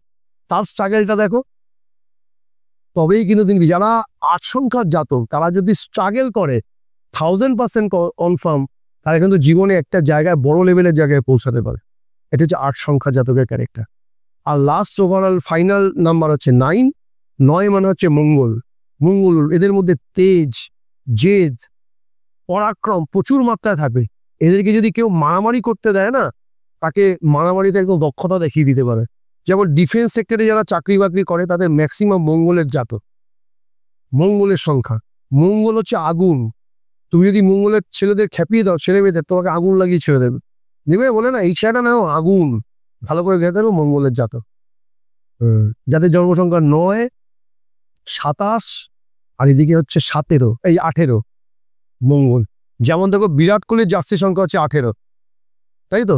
18 তো ছিল তো বিরাট কোহলির জার্সি সংখ্যা। 18 মানে কি, 8 আর 1 9। বিরাট কোহলি কেমন মাঠে আগুন ছিল, দেখেছো তো?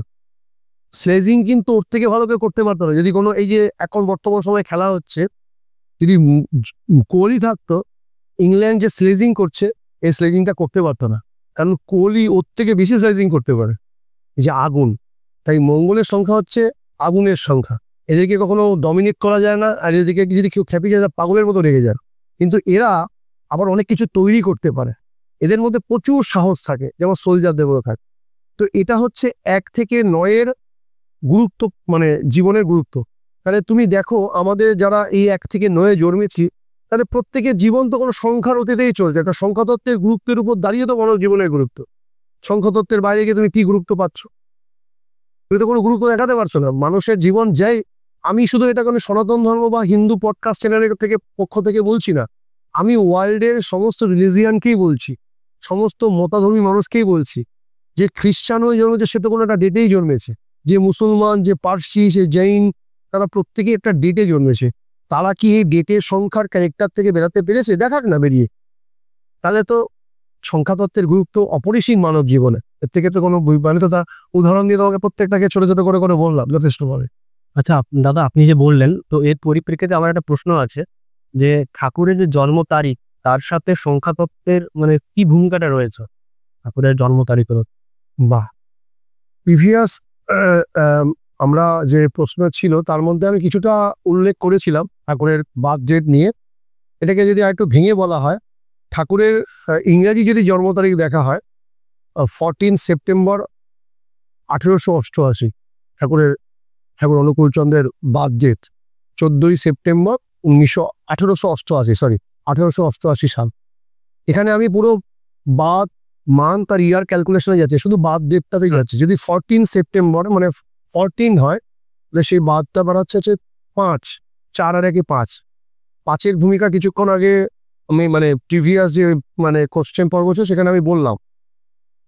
5-এর ভূমিকায় ঠাকুর, এর সাথে কি করে ঠাকুরের সম্পর্ক, তো তুমি যদি দেখতে পাও 5-এর যে ভূমিকাগুলো আমি বলেছিলাম প্রিভিয়াস উত্তরে, সেখানে সাথে মিল। ঠাকুর প্রথমে একজন মানুষ, তারপর তিনি পরে ঠাকুর। প্রথম থেকে তো তিনি ঠাকুর নন, আমরা এখন জানছি বুঝছি তাই তাকে ঠাকুর বলছি, কিন্তু তিনি তো প্রথমে একজন মানুষ। তিনি বাবা মার মাধ্যম থেকে পৃথিবীতে এসছেন, বাবার ঔরসে মায়ের গর্ভে তিনি এসছেন, যেভাবে আমরা এসছি তিনিও এসছেন। এবার তিনি যে জন্মেছেন সেটার ডেট হচ্ছে 5, সে ডেটে আমরা অনেকেই জন্মেছে, কিন্তু সবাই ঠাকুর অনুকূল চন্দ্র হয়নি। এটা আমার প্রশ্ন জাগবে, এটা পরে আমি উত্তর দেবো। ঠাকুরের সাথে কি মিল দেখো, আধ্যাত্মিকতা সব থেকে যেটা বড় একটা ভালো গুণ, আমার একটা দুর্বলতাও বলতে পারে এক জায়গায়, সেটা হচ্ছে যারা আধ্যাত্মিক জিনিসে বিলং করে বা বিশ্বাস করে, যারা আধ্যাত্ম তত্ত্ব বোঝে, তারা কিন্তু বোঝে একটা জিনিস বেশি, যে বিচক্ষণতা এবং দূরদৃষ্টি চিন্তা ভাবনা এবং হচ্ছে কাণ্ডজ্ঞান, এই তিনটে তাদের মধ্যে থাকেই। কিন্তু যারা আধ্যাত্ম তত্ত্বকে বোঝে না, যারা কিম্ভূত কিমাকার ধর্মকে নিয়ে অনুভব করে, তারা ভাবে আধ্যাত্ম হচ্ছে ভেলকিবাজি, দিব্য জ্ঞানের কোনো সারাংশ। আধ্যাত্মিকতা কোনো দিব্য জ্ঞান দেয় না, আধ্যাত্মিকতা সর্বদা কাণ্ডজ্ঞান দেয়। দিব্য জ্ঞান কাণ্ডজ্ঞানেরই প্রতিরূপ হতে পারে। দিব্য জ্ঞান বলতে অন্য যারা বোঝেন যে এরকম, যেমন অনেক বড় মাথা হয়ে যাবে, শরীরটা অনেকটা উঁচু হয়ে লম্বা হয়ে বড় হয়ে যাবে, আগুনের মধ্যে হেঁটে যাবে, এগুলোকে একটা দিব্য জ্ঞান হিসেবে দেখে। কিন্তু আধ্যাত্মিক স্তরে এইগুলোর কোনো অস্তিত্বই নেই। আধ্যাত্মিক স্তর বরাবরই প্র্যাকটিক্যাল এবং সায়েন্স যুক্ত, সায়েন্সের বাইরে তার কিচ্ছু নেই। তাই ঠাকুরও যে 14 ডেটে জন্মেছিলেন, তার বার্থ ডেট হচ্ছে 5, নিউমোলজিক্যালি সংখ্যাতত্ত্বে 5 আসছে। আমি পূর্বেই বলেছি যে 5 হচ্ছে সব থেকে ট্যালেন্টেড নাম্বারদের মধ্যে একটা। আমি 3টে নাম্বারকে বেশি গুরুত্ব দিই, এক হচ্ছে 5, এক হচ্ছে 6 আর এক হচ্ছে 9। এই 3টে নাম্বারকে সর্বাধিক গুরুত্ব দিই। তার মধ্যে ঠাকুর জন্মেছেন 5 তারিখে। এই 5 তারিখে জন্মার জন্য ঠাকুরের মধ্যে উপস্থিত বুদ্ধি, প্রেজেন্স অফ মাইন্ড, এটা অত্যাধিক বেশি ছিল। এবং যদি দেখা যায় ঠাকুরের এই যে 5 তারিখে জন্মের সংখ্যাতত্ত্বের গুরুত্বটা, প্রিভিয়াস যারা মহাপুরুষ আছেন, যেমন ধরো যদি রামকৃষ্ণ পরমহংসদেবকে দেখা যায়, আমি তোমার এই ঠাকুরের উত্তর নিয়ে এটাকেও ক্ল্যারিফাই করে দিই। ঠাকুর রামকৃষ্ণদেব কিন্তু জন্মেছিলেন 18 তারিখে, 18ই ফেব্রুয়ারি 1836 সালে রামকৃষ্ণদেবের জন্ম। ঠাকুর 88, রামকৃষ্ণদেব 36, 1836, 18ই ফেব্রুয়ারি। তো 18 তারিখ যদি আমি ধরি, 8 তারিখ 9, সেটাও কিন্তু একটা গ্রেটেস্ট নাম্বার। কিন্তু 9 আর 5-এর মধ্যে ফ্ল্যাকচুয়েশন হচ্ছে, 5 যতটা প্রেজেন্স অফ মাইন্ড রাখে, 9 ততটা কিন্তু প্রেজেন্স অফ মাইন্ড নয়। তার মানে আমি এটা বোঝাতে চাইছি না রামকৃষ্ণদেবের বুদ্ধি ঠাকুরের থেকে কম, ঠাকুরের বেশি। আমাদের যখনই আমরা কিছু করি, সর্বদা জানবে দুটো শ্রেণীর মুখ থাকে, একটা হচ্ছে মৌ মানুষ, একটা হচ্ছে মাছি মানুষ। তুমি যেমন আমাকে প্রশ্ন করছো, কিছু মানুষ আছে সাধুবাদ জানাবে মৌ মানুষের মতো, কিছু মানুষ কিন্তু মাছির মতো ওটাকে কন্ট্রোভার্সি করবে। এইখানে বলার উদ্দেশ্য এরকম যে আমি কিন্তু ঠাকুর রামকৃষ্ণদেবকে কিন্তু ছোট করতে উদ্দেশ্যে বলছি না, তার বার্থ ডেটকে নিয়ে ক্যালকুলেশনের, আমি নিউমোলজিক্যালি একজন ব্যক্তির ক্যালকুলেশন করছি, আমি কিন্তু কোনো ভগবানের ক্যালকুলেশন করছি না। কারণ আমি বিশ্বাস করি যে যেরকম সে কিন্তু সেই হয়েই তাকে জানতে পারে। যতক্ষণ আমি নিজে ভগবান নই, আমি আরেকজন ভগবানকে ক্ল্যারিফাই করতে পারি না, এই ক্ষমতা আমার নেই। আমি যা বলেছি সেটা কিন্তু আমি বারবার বলেছি, আমি আমার বোধ দিয়ে বলছি, আমি জেনে বুঝে বলছি, আমার বোধের বাইরে বলছি না। কিন্তু আমি এটা কোনো জায়গায় বলিনি যে আমি বুঝে গেছি সবটা, না। আমি এইটুখানি বুঝতে পারি যে ভগবান না হয়ে ভগবানের কে ক্ল্যারিফাই করার ক্ষমতা কাউর নেই, এটা সম্ভব নয়। আমি পার্সন গদাধর চট্টোপাধ্যায়ের ডেট অফ বার্থের কথা বলছি, আমি পার্সন অনুকূল চন্দ্র চক্রবর্তীর ডেট অফ বার্থের কথা বলছি। আমি ঠাকুর অনুকূল চন্দ্র হয়ে যাওয়াটা তো তার পরে, আমাদের কাছে তো প্রথমেই তিনি ঠাকুর অনুকূল চন্দ্র হয়ে যান।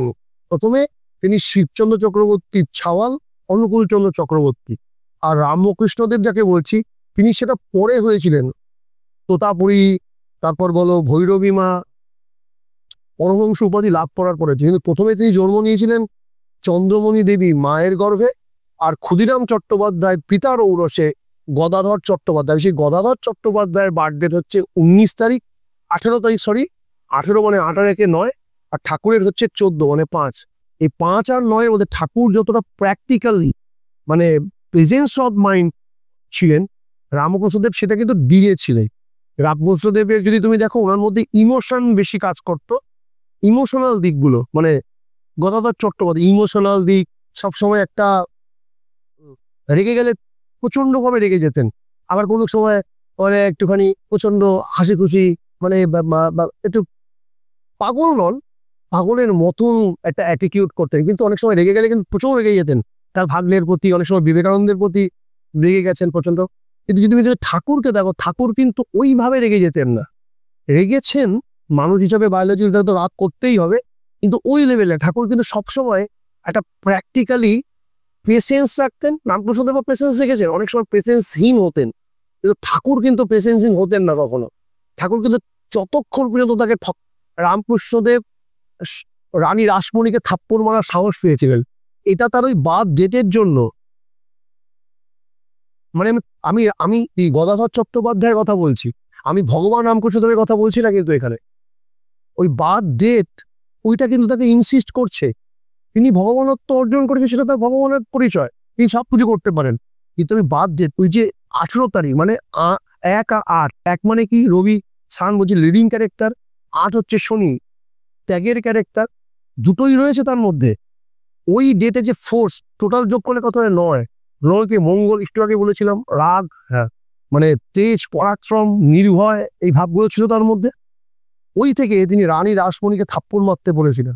রানী রাসমণি একসময় ঠাকুরের কাছে দাঁড়িয়ে বিষয় চিন্তা করছিলেন, তো ঠাকুর গিয়ে ঠাস করে থাপ্পড় মেরে বলছিলেন, এই তুই জগৎ মায়ের কাছে দাঁড়িয়ে বিষয় চিন্তা করছিস? তার চৈতন্য এসেছিলেন।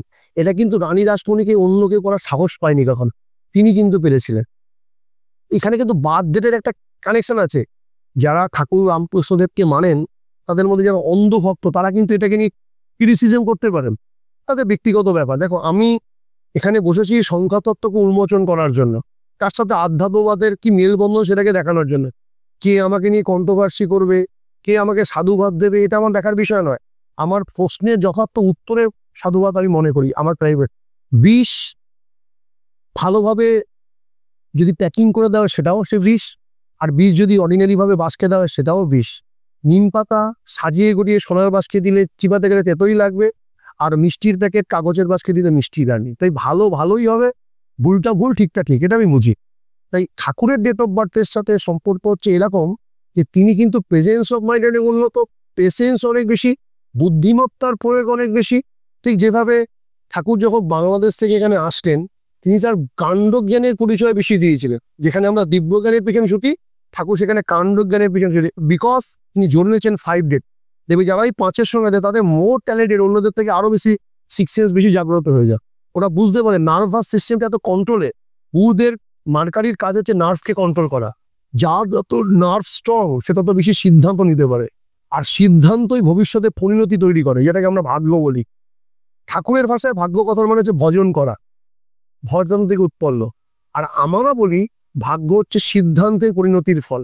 ঠাকুর সেদিন যে সিদ্ধান্তটা নিয়েছিলেন পাবনা থেকে এখানে এসে, সিদ্ধান্তের ফলেই কিন্তু প্রচুর গুরু ভাই বেঁচে গেছে। তো এই সিদ্ধান্তের পরিণতির নাম যদি ভাগ্য হয়, সেদিন তিনি পাবনা থেকে যখন দেওঘরে সে সিদ্ধান্তটা নিতে পেরেছিলেন, তবেই না আজকে তুমি এত ব্যস্তি সৎসঙ্গ জগৎ দেখতে পাচ্ছ। যে সিদ্ধান্ত নিতে না পারতো, তাহলে তো এরকম হতো না। তাই জন্য ঠাকুরের এই বার্থ ডেটের সাথে ব্যক্তি বার্থ ডেটের তো মিল থাকবেই। এবার পরবর্তীকালে তিনি কি ঠাকুর না ঠাকুর রন, সেটা পরের বিষয়, সেটা আমরা পরবর্তী প্রশ্নে আরো যাব, যে সংখ্যাতত্ত্বকে মহাপুরুষ বা কাপুরুষ তৈরি করতে পারে, এগুলো আলাদা ব্যাপার। কিন্তু আমি একটুখানি বিলিভ করি সংখ্যাতত্ত্বের প্রভাব প্রত্যেক মানব জীবনে, যদি মহামানুষ হয়ে আসে, মহাপুরুষ হয়ে আসে বা কাপুরুষ হয়ে আসে, যেই পুরুষ হয়ে আসে, তার মধ্যে প্রভাব থাকবে। এবার সেটাকে ওভারকাম করতে গেলে তার জীবনে অনেক কিছু কারাকম্য আছে, সেগুলো করতে পারে।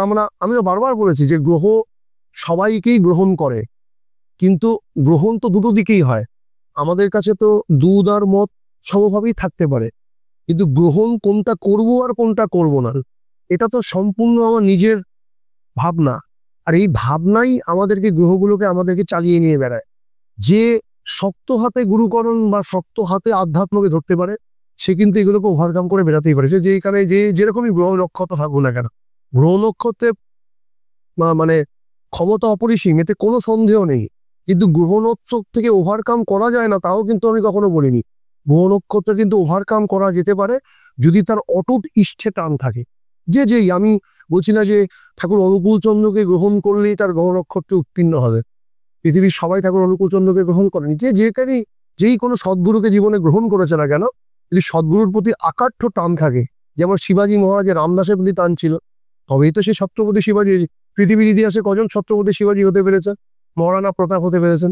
এই গুরুর প্রতি আকাঠ্য টানই কিন্তু তাকে এরকম বড় করে। নচেত কিন্তু মুঘলদের কথা আমাদের জানা আছে, ভয় পেয়ে কিন্তু পিছুই পালিয়ে থেকে মানুষকে অন্যায়ভাবে মেরেছে, এরকম কথাও আছে। যদি বীর এবং পরাক্রমশালী হতে হয় তাহলে সমর্পণই সব থেকে বড় জিনিস, সমর্পণ ছাড়া কিছু হয় না। এই ঠাকুরের সাথে তো সংখ্যাতত্ত্বের প্রচুর মিল আছে, তোমাকে তো আমি ক্ল্যারিফাই করে বোঝানোর চেষ্টা করলাম। আমার যে পরের প্রশ্নটা রয়েছে আপনার কাছে, যে বর্তমানে যে যুদ্ধ আবহ চলছে তার মধ্যে কি সংখ্যাতত্ত্বের কোনো ভূমিকা রয়েছে? বাহ, এটা তুমি ভীষণ ভালো প্রশ্ন করলে, এটা আমার একটা হৃদয়গ্রাহী প্রশ্ন। বর্তমান যে যুদ্ধ আবহ চলছে তার সাথে সংখ্যাতত্ত্বের প্রভাব 100%-এর উপর তো কোনো পার্সেন্ট হয় না, তাহলে আমি সেইগুলোকে দিয়ে বলবো একদম 100% আছে। আর বর্তমান সময়ে যুদ্ধের অবস্থার সাথে সংখ্যাতত্ত্বের অবদান 100% আছে শুধু না, আমি প্রিভিয়াস, তুমি এটা তো পডকাস্টে দেখা যায়নি, আমি যাদের সাথে আমার পার্সোনাল কন্ট্যাক্ট আছে বা যাদের আমি এমনি যখন সোশ্যাল মিডিয়া অন্য অ্যাস্ট্রোলজিক্যাল প্রোগ্রাম করেছি, শুধুমাত্র এটা তো শুধু অ্যাস্ট্রোলজিক্যাল প্রোগ্রাম নয়, এটা অ্যাওয়ারনেস এবং স্পিরিচুয়াল প্রোগ্রাম। সেখানে এটা অ্যাওয়ারনেস সংখ্যাতত্ত্ব নিয়ে, এটা কিন্তু আমার কোনো প্রফেশনাল লাইফের প্রোগ্রাম নয়। শুধুমাত্র যখন প্রফেশনাল, আমি প্রচুর জায়গায় বলেছি এই 2025 সাল থেকে, 2025 সাল যেদিন থেকে স্টার্ট হয়েছে সেদিন থেকে যুদ্ধের পরিস্থিতি তৈরি হয়েছে। আমি যতক্ষণ সংখ্যাতত্ত্বের বর্ণনা দিয়েছি প্রিভিয়াস প্রশ্নগুলোতে, তুমি ক্যালকুলেশন করে বুঝতে পারবে যে 2025 সালটা কার সাল হতে পারে। 2025 সাল আমরা যোগ করলে কিভাবে দেখতে পারবো? 2025, দ্যাট মিনস 2025, তাই তো? তাহলে 2025, তাহলে শূন্যটা বাদ গেল, 2 + 2 4, আর রইল 5, 5 আর 4 কত? 9, 9 মিনস মঙ্গল, মার্স, মঙ্গল। মঙ্গল কিসের কারক গ্রহ বললাম? আগুন। মঙ্গল কিসের কারক বললাম? রক্ত। মঙ্গল কিসের কারক? সোলজার। যুদ্ধ কি নিয়ে হয়? যুদ্ধ করতে গেলে সোলজার দরকার হয়, যুদ্ধ করতে গেলে রক্তক্ষরণ হয়, যুদ্ধ করতে গেলে আগুন লাগে, গুলি বারুদে তো আগুন যায়। 2025 সাল প্রথমেই কি হলো? আমেরিকার সব থেকে ধনী শহর লস অ্যাঞ্জেলস পুড়ে ছাই। 2025 সাল কিছুদিন আগে আমাদের এয়ার ক্র্যাশ হলো, পুরো আমাদের সব ধ্বংস হয়ে গেল। 2025 সালে বড়বাজার কলকাতায় আগুন লাগলো। 2025 সালে দেখো বিভৎস মার্ডার শুরু হলো। শুধু এই অবস্থা এখন চলছে না, পুরো টানা ডিসেম্বর অবধি, পুরো টানা সাল জুড়ে এই মার্ডারে থাকবে। কারণ 2025 সালটা হচ্ছে মঙ্গলের সাল। এই 2025 সালটা পুরোটাই ধ্বংসের সাল। মানে এই সালটাকে কেউভাবেই ভগবান সর্বশক্তিমান, এটা আমরা সবাই জানি, কিন্তু আমি বিলিভ করি যদি ভগবান শক্তিমান হয়, শয়তানও কম শক্তিশালী নয়। তার উদাহরণ যদি দেওয়া যায়, বলা যেতে পারে রামচন্দ্র এবং কুম্ভকর্ণের সময়টা দেখো। রামায়ণের সময় রামচন্দ্র প্রথমে তার একটা হাত কেটে দিল, তাও সে এগাচ্ছে। দুটো হাত কেটে দিল, তাও সে এগাচ্ছে।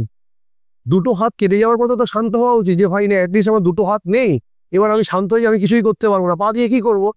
কিন্তু তাও সে এগাচ্ছে। যদি পা দিয়ে রামচন্দ্রকে পিষে দেওয়া যায়, তার মানে বোঝো যে কত শক্তিশালী শয়তান।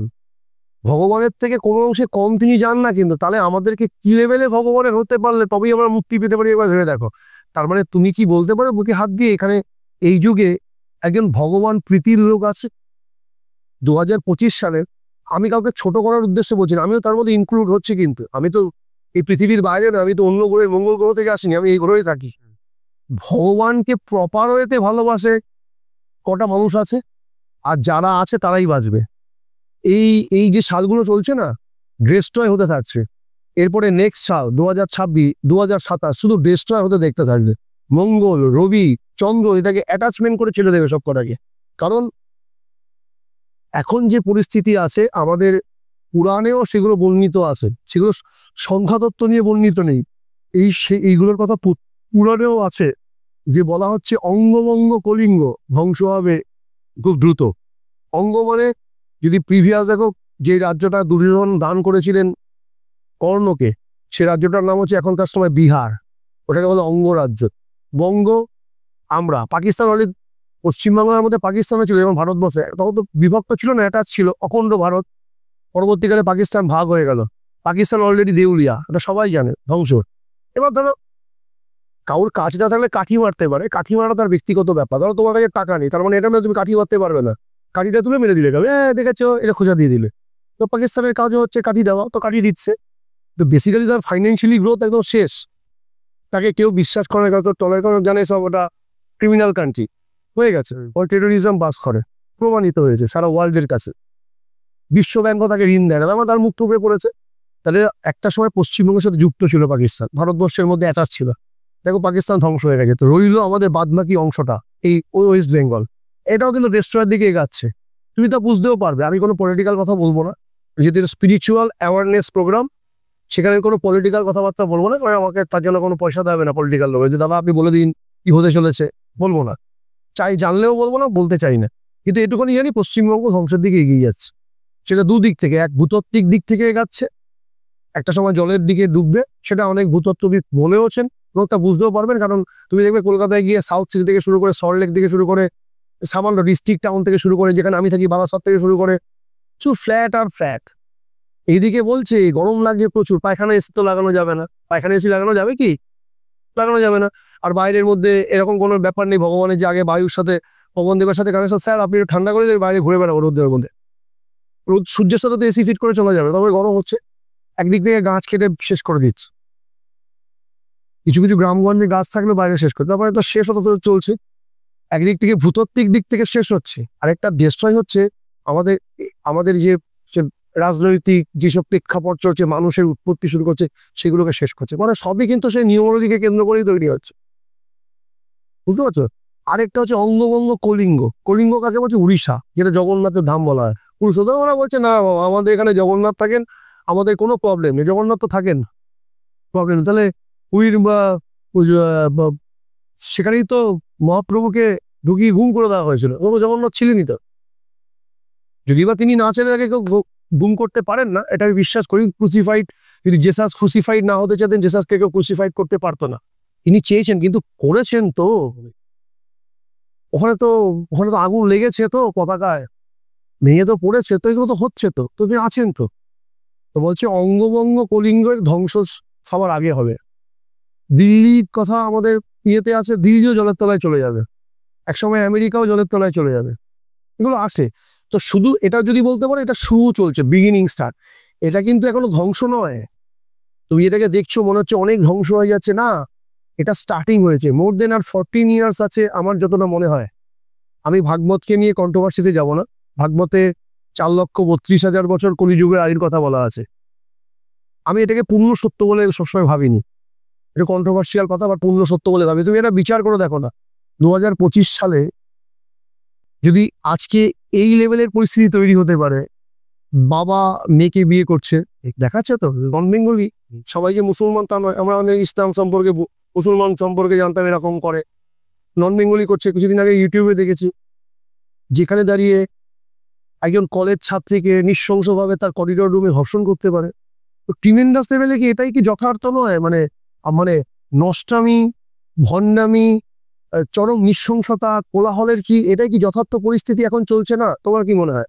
দাপর যুগে যেসব দুর্যোধন যে সময় চরম লেভেলে ব্যভিচার করেছিলেন, দ্রৌপদীর বস্ত্রহনন থেকে শুরু করে, তোমার কি মনে হচ্ছে কি বর্তমানে সেই পরিস্থিতি চলছে না? এখন তো খুব ভালো পরিস্থিতি চলছে। তাহলে 2025 সালে যদি এই ট্রিমেন্ডাস লেভেলে যায়, তাহলে তো এখনো তো মনে হচ্ছে ঘরে ঘরে শুধু ঢুকে ঢুকে রেপ হচ্ছে না, তাও তো হয়ে যাচ্ছে। বাংলাদেশে 36% ছিল হিন্দু, এখন এই অবশিষ্ট হয়েছে 1971-এ 36%, আর এখন বর্তমান 2025 শুধু 6%, 30% ভ্যানিশ। কি করে ভ্যানিশ হলো?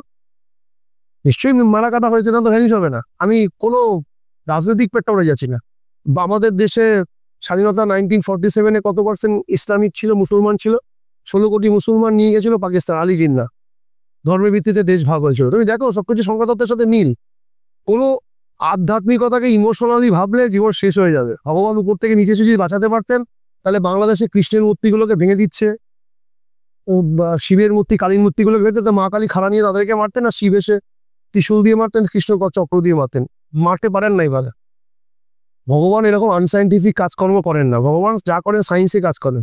শ্রীকৃষ্ণ সেই সময় সায়েন্সেই মেনেছিল। শ্রীকৃষ্ণ চাইলে তো এত বারবার গিয়ে কৌরবদের সাথে বলছিল না সন্ধি যুদ্ধ করছে, আপনারা গ্রাম টাম দিয়ে দিন, আর কিছু হবে না। কিন্তু ভগবান চাইলে তো এক থাপ্পড় মেরে ফেলতে পারতেন, এত কথা বলার দরকার কি, কিন্তু করেন না। তিনি একটা সায়েন্সে চলেন, বিজ্ঞানটাই হচ্ছে নিউমোলজি। তো পরিস্থিতি হচ্ছে এমন যে 4,32,000 বছর মনে হচ্ছে না আমার এরকম জিনিসটা, এটা সত্য বলে আমার বিশ্বাস হয় না। আমার যতদূর মনে হয়, আমার মনে হয় যে কল্কি অবতারের কথা তিনি বলছিলেন, শাস্ত্রে বর্ণিত আছে, তারা মনে হয় পৃথিবীতে এসেই গেছেন। এবার প্রশ্ন হচ্ছে যে দাদা তারা তো জানা যেত, কিভাবে জানবে? কৃষ্ণ যে ভগবান ছিল সেই সময় কে জেনেছিলেন? কিছু কিছু লোকের প্রশ্ন থাকে, এ তো সব জানতা, আমি বলে দিচ্ছেন এরকম হ্যান ত্যান। আমার প্রশ্ন, যারা বলেন কথাগুলো, শ্রীকৃষ্ণ যে ভগবান ছিল সেই সময় কে জানতেন? সেই সময় তো কেউ জানতেন না। কিছুটা অর্জুন বুঝেছিলেন পরবর্তী সময়, তাও প্রথম দিকে বুঝে, যুদ্ধ করার সময় পুরোপুরি বোঝেনি, পরবর্তী সময়ে পুরোটা বুঝেছিলেন। আর কেউই তাকে বুঝতে পারেনি সেভাবে। কি করে বুঝলেন? দেবরাজ ইন্দ্র বুঝতে পারছে না, ব্রহ্মা বুঝতে পারছে না। তার মানে ভগবান যদি কালকে এসে তোমার সাথে, ধরো আমি এখানে এসে ভগবান এসে বসলো, তুমি কি করে বুঝবে ভগবানকে? ভগবানের তো কোনো আধার কার্ড নেই বা কোনো প্যান কার্ড আছে যে তুমি তাকে বুঝতে পারছো যিনি ভগবান। ভগবানটা হচ্ছে ভজমান, তুমি যেভাবে ভজবে তুমি তবে পাবে। তারপর এর কোনো ক্ল্যারিফিকেশন হয় না। তাহলে সায়েন্সের বাইরে ভগবান যেতে পারছেন না। তাহলে রামচন্দ্রকে যখন সীতামাকে নিয়ে যাচ্ছেন রাবণ, তাহলে রামচন্দ্র তো আগে থেকে জানতেন ভগবান, তাহলে সীতাকে নিয়ে গেল কেন রাবণ? প্রশ্ন জাগা উচিত তার মনে। তার মানে তিনি যখনই কোনো মানুষ হয়ে আসেন, তিনি মানুষের বাইরে তো অ্যাটিটিউড করতে পারছেন। তাহলে তো তিনি যদি সবই বলে দেন, তাহলে তো ভগবানের ভগবানত্ব কোথায় যাচ্ছে? তাহলে তাকে মানুষের মতোই চলতে হচ্ছে। ঠিক একইভাবে বিজ্ঞানের পরিপ্রেক্ষিতে যদি চলা হয়, তাহলে 4,32,000 বছর আয়ু থাকতেই পারে না। আমার মনে হয় কলিযুগের ম্যাক্সিমাম খুব আয়ু আছে 14 ইয়ার্স, 14 বছর, 14 ইয়ার্স। এই মুহূর্তে কোনো বাংলা চ্যানেল বা বাংলা কোনো জায়গায় এসব কথা বলেনি। খুব কন্ট্রোভার্সিয়াল, আমাকে হয়তো খুব ট্রোল করবে, কিন্তু বিকজ আমি তাও বলছি, বুকে হাত রেখে বলছি, আমার মনে হয় 14 বছর আছে আর এই যুগের আয়ু, এই সময়কার আয়ু 14 বছর। আয়ু বলতে কিভাবে বোঝাচ্ছ আমি জানি না, তোমরা কিভাবে বোঝো বা যারা বোঝেন কিভাবে বোঝেন তোমরা, আমি জানি না যুদ্ধটাকে কিভাবে দেখো, মানে কিভাবে ধ্বংস। দাপর যুগে যখন কুরুক্ষেত্র যুদ্ধের চরম বিনাশ হয়েছে, তখন তো মানুষ বেঁচেছিলেন, সবাই মরে গেছিলেন কি? তা তো হয় না। এই যুগেও সবাই মরবে না, এই যুগেও তো বাঁচবে, তবেই তো এই যুগটাকে জানা যাবে। কিন্তু এই যুগের আয়ু আমার যতদূর মনে হয় 14 ইয়ার্স, 14 বছরের বেশি হতে পারে না। 2000, হ্যাঁ বলো। তারপরে আবার রিফ্রেশমেন্ট হবে, যেভাবে করোনার সময় প্রাকৃতিক রিফ্রেশমেন্ট হয়েছিল। করোনাটা কি, করোনার সময় তুমি অক্সিজেন ভালো পাচ্ছিলে, তখন পলিউশন হচ্ছিল না, ময়ূরগুলো দেখবে রাস্তার মধ্যে খেলছিল। এখন কি ময়ূর রাস্তায় খেলে? পলিউটেড হয়ে গেছে। এভাবে এখন আমাদের চরিত্র পলিউটেড হয়ে গেছে, বিনাশ হবে। আর ম্যাশ কিলিং না হলে কখনো ঠিক হয় না। এটা চরম লেভেলের কিলিং। কুরুক্ষেত্রে তিনিও চেয়েছিলেন, শ্রীকৃষ্ণ যুদ্ধ চাননি, তিনি চেয়েছিলেন এটা ঠিক হয়ে যাক, কিন্তু হয়নি। একটা বড় ধরনের ডেস্ট্রয় ম্যাশ কিলিং তবে ঠিক হলো, এখানেও তাই হবে। দেখো তুমি 14 বছর বাঁচবে আশা করা যায়, যদি কোনো প্রাকৃতিক দুর্ঘটনা বা কোনো অ্যাক্সিডেন্ট না হয়, বা তোমার কোনো যদি কিছু না হয়। আর আমার যা বয়স, আমিও মনে 14 বছর বেঁচে যেতে পারি মেবি, পরম পিতা পরমাত্মা যদি চেয়ে থাকেন, যদি কোনো কিছু না হয়, তাহলে আমরা সেগুলো দেখতে পাবো। দেখতে পেয়ে আবার কিছু করা যেতে পারে। 14 ইয়ার্স আমার মনে হয়, তার মধ্যে ভারতবর্ষ তথা বিশ্বের মানচিত্র পুরো পাল্টে যাবে।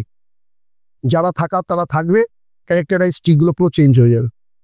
কারণ 2039 সাল যেটা আসছে, 2039, দেখো ওই মার্কারির দেশ, মার্কারি জানে কিভাবে ট্যাক্স ফ্রি জীবনকে কারকারি করতে। যে বললাম সব ব্রেনের যুগ। 2039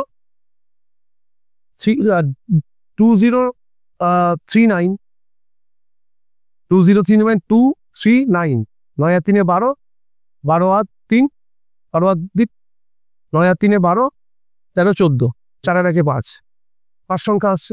2039, 39 মানে আজ থেকে আজকে 2025, আর যদি 14 বছর অ্যাড করে, 2039 সাল হচ্ছে। 2039 সাল হলে তখন সালটা হয়ে দাঁড়াচ্ছে 20, 0টা বাদ, 39, 2 আর 3 5, 5 আর 9 14, 14 মানে 1 = 4, 1 + 4 = 5 মার্কারি। সেই সময়টাকে পুরো কিলিং করে, আগে থেকে এই সালগুলো পুরো কিলিং করবে। 25 সাল থেকে স্টার্টিং কিলিং, ম্যাশ কিলিং এর রাস্তা প্রথম স্টার্টিং শুরু হয়েছে যুদ্ধ। এটা 2026 রবি কন্টিনিউ করবে। চন্দ্র এটার মধ্যে ইমোশন তৈরি করবে, ফ্যাকচুয়েশন তৈরি করবে, তবে বৃহস্পতি বুদ্ধি দিয়ে মারবে। এইভাবে মেরে মেরে মেরে মেরে 14 years, 14 বছর পর 2000 ওটাকে রিফরমেশন করবে ওয়ার্ল্ডকে। এবার তখনই হয়তো পরিচয় পেতে পারো কল্কি অবতার কে। আমিও জানি না কে কল্কি অবতার, আমি জানি না কে পাণ্ডব, আমি জানি না কে যারা বেঁচে আছেন 5 পুরুষের মধ্যে, এই যে যারা 5 যুগ অমর, হনুমান, তারপর হচ্ছে কি বলে বিভীষণ, হ্যাঁ, এনারা যারা অমর কৃপাচার্য, তারা কোথায় আছেন আমি জানি না, কারণ আমার জানা সম্ভব না, কারণ আমি স্মৃতিবাহী চেতনা নিয়ে এত বড় আসিনি, আমি সব দেখতে পাই। কিন্তু যেটা আমি বলতে পারি সেটা সংখ্যাতত্ত্বের বেসিসেই বলতে পারি। সংখ্যাতত্ত্ব সেই দিকে ইন্ডিকেট করছে, সংখ্যাতত্ত্বগত যদি মিলে যাচ্ছে তো সবকিছু, অমিল তো কিছু ঘটছে না। সালটা তো দেশটা দেখতে পাচ্ছ তো, আরও দেখো না ডিসেম্বর অব্দি কি ধ্বংসাত্মক তৈরি হয়। 2026-এ ইলেকশন আছে বিধানসভা আমাদের ওয়েস্ট বেঙ্গলে, তখন দেখো কেমন কিলিং তৈরি হয়। যেই জিতুক, কে জিতবে কে হারবে আমি এখানে বলতে পারছি না, কারণ আমি ওটা নিয়ে রাজনৈতিক নিয়ে কোনো পরিচর্যা করি না। যে জিতবে সে জিতবে, যে হারবে সে হারবে, কিন্তু পাবলিকের কি হবে সেটা তুমি দেখে নেবে। আলটিমেটলি কিন্তু ম্যাস কিলিং তৈরি হবে, মার্ডার অ্যান্ড মার্ডার। সে যেই জিতুক, যেই পার্টি হোক, মার্ডার অনিবার্য, কারণ রক্তক্ষয় কাল হতে চলেছে আমাদের দেশ। এই জন্য যদি এর থেকে রেস্কিউর একমাত্র পথ, মানে আমাদের যে শাস্ত্রবর্ণিত যে পথ, একমাত্র পথ শুধু হচ্ছে ঈশ্বরের নাম, সেটা কোনোভাবেই চতুরতার সাথে নয়। আমাদের এখানে এটাও বর্ণিত আছে যে ভারতবর্ষে কিন্তু 15খানা দেশে অ্যাটাক করে, 15খানা, 15 কান্ট্রি। জয় আলটিমেট ভারতবর্ষেরই হবে, এতে কোনো সন্দেহ নেই, কোনো দ্বিমত নেই, কারণ এই ভূমি আধ্যাত্মবাদের ভূমি, এই ভূমি দেবভূমি, এই ভূমি ভগবানের ভূমি, সব পৃথিবীটাই ভগবানময়। কিন্তু মহাপুরুষ যদি মহাত্মার জন্মগ্রহণ বলো, যারা ঈশ্বর বা যারা দেবতা জন্মগ্রহণ করতে যায়, তারা কিন্তু এই ভারতবর্ষে, এই আমেরিকা, রাশিয়া, জার্মানি সব জায়গায় জন্মগ্রহণ করতে চান না, তারা ভোগবাদীর জায়গায়, তারা জন্মগ্রহণ করতে ইন্ডিয়ায়। কিন্তু প্রশ্নটা হচ্ছে আমরাই আমাদেরকে ভুলে গেছি, মানে আমরাই ভগবানকে ভুলে গেছি। যারা খারাপ কাজগুলো করছেন, যারা করেন, যেটা আমাদের রাজ্য বলো বা আমাদের দেশ, সে রাজনৈতিক প্রেক্ষাপট হোক বা বাইরে, যারা ধর্ষণ করছে, বাইরের দেশ থেকে এসে তো ধর্ষণ করছে না, দেশের ছেলেই তো দেশের মেয়েকে ধর্ষণ করছে, সে তো দেশের অন্তর্ভুক্ত। তো ভারতবর্ষের থেকেও যাদের এই দুর্মতি অবস্থা, তাদের কিলিংটা আরো বড় ধরনের হবে। একটা কথা আছে, বলছে এত জনম ঘুরে এসে মানব জনম পেয়ে ধর্মে যদি না হয় মতি, দুঃখ তাত্ত্বিক কিছে। এবার ধর্মে মতি হতে গেলে মানুষজনের যদি ভারত ভূমিতে থেকে, এটা বিবেকানন্দের কথা, ভারতবর্ষের থেকে যদি কারোর আধ্যাত্মিক চেতনা না হয়, তার থেকে দুর্ভাগা পৃথিবীতে হয় না। আর সে কিন্তু মরে আবার এখানেই আসবে, কি হয়ে আসবে সেটা আমি বলতে পারবো না। কারণ যদি ভগবান সত্যি হয়, আত্মা বলে কোনো কিছু থেকে থাকে, এনার্জি থেকে থাকে, এটা বিজ্ঞানও মানে এনার্জিকে, থার্মোডাইনামিক ল, এনার্জি ডিস্ট্রয় হয় না, ইনভেনশন হয় না। গীতাতে শ্রীকৃষ্ণ বলছেন আত্মাকে ধ্বংস করা যায় না, ছেদন করা যায় না, গ্রহণ করা যায় না। তাহলে আমি কিন্তু আমার নেক্সট জেনারেশন, আমি আমার কাউকে মারতে পৃথিবীতে আবার আসবো, আমি কিন্তু হয়ে আসবো বিভিন্ন রূপ নিয়ে। তাই আমার জন্যই আমার এইটাকে ঠিক করতে হবে। তাই এর থেকে রেস্কিউর পথ হচ্ছে একমাত্র ঈশ্বরে সমর্পণ করা, যেভাবে অর্জুন শ্রীকৃষ্ণকে করেছিল। সমর্পণ ছাড়া দ্বিতীয় কোনো রকম বুদ্ধি দিয়ে, চতুরতা দিয়ে কিন্তু এখান থেকে রক্ষা করা সম্ভব না। যারা মরছে তারা কিন্তু শুধু দারিদ্র লোক নয়, সব কোটিপতিরাও মরছে। কিন্তু ইউক্রেন আর ইসরায়েল আর ইরানের যুদ্ধ দেখো, ওখানে কে ভিখারি মরছে? সাধারণ লোক, অনন্ত পয়সাওয়ালা লোকরা মরছে। যেখানে আমি বললাম 2025-এ প্রথম আগুন লাগে লস অ্যাঞ্জেলস, আমেরিকা, সব থেকে ধনী শহর, ওখানে তো সব ধনীটা থাকতো, পুরনো কেন? পয়সা ওকে রক্ষা করতে পারবেন। এই যুগে যখন ধ্বংস শুরু হবে, সবার আগে মুজবে রিচ লোকেরা, সবার আগে ধ্বংস হবে শহর, তারপর গ্রাম পরবর্তীকালে আসবে। এই জন্য রেস্কিউর পথ হচ্ছে ঈশ্বরের সমর্পণ করা। সমর্পণ মানে পুরোপুরি সমর্পণ, সারেন্ডার, মন থেকে, কোনো রকম চতুরতা দিয়ে নয়, নিজের বুদ্ধি দিয়ে না, সারেন্ডার। আর তারাই আবার জগৎকে পুনর্নির্মাণ, যেভাবে দাপর যুগে হয়েছে, ঠিক এই যুগে কলিযুগ হবে। আর যদি কেউ মনে করে পরীক্ষা করে, তাদের কাছে বেশি টাইম নেই আর পরীক্ষা করা। জগৎবাসীর কাছে পরীক্ষা করার জন্য আর 14 বছর টাইম আছে। 2039 সালের পর থেকে এরকম থাকবে না। তুমি তার ভবিতব্য 2025 সালে বুঝতে পারছো, 2026 সালে আমি থাকি আর না থাকি, আমি এই ভূমিতে থাকি, বেঁচে থাকি, মরে যাই, যা খুশি হয়ে যাক আমার, কিন্তু কথা সত্য হবে বাধ্য। আমি খুব জোরের সাথে পডকাস্টে বলছি, কারণ নাহলে আমার তো খেয়ে দিয়ে কাজ আছে, আমার তো মস্তিষ্ক বিকার লেগে যায়নি। এমনি একটা বলা আছে 4,32,000 বছর আয়ু, আমি বলে দিলাম 14 ইয়ার্স, আমি পাগল, তাহলে আমার কিছু মস্তিষ্ক বিকৃতি হচ্ছে, এটা হতে পারে না। 4,32,000 জন্য ক্যালকুলেশন করো না, অনেক অনেক বইয়ের ক্যালকুলেশন।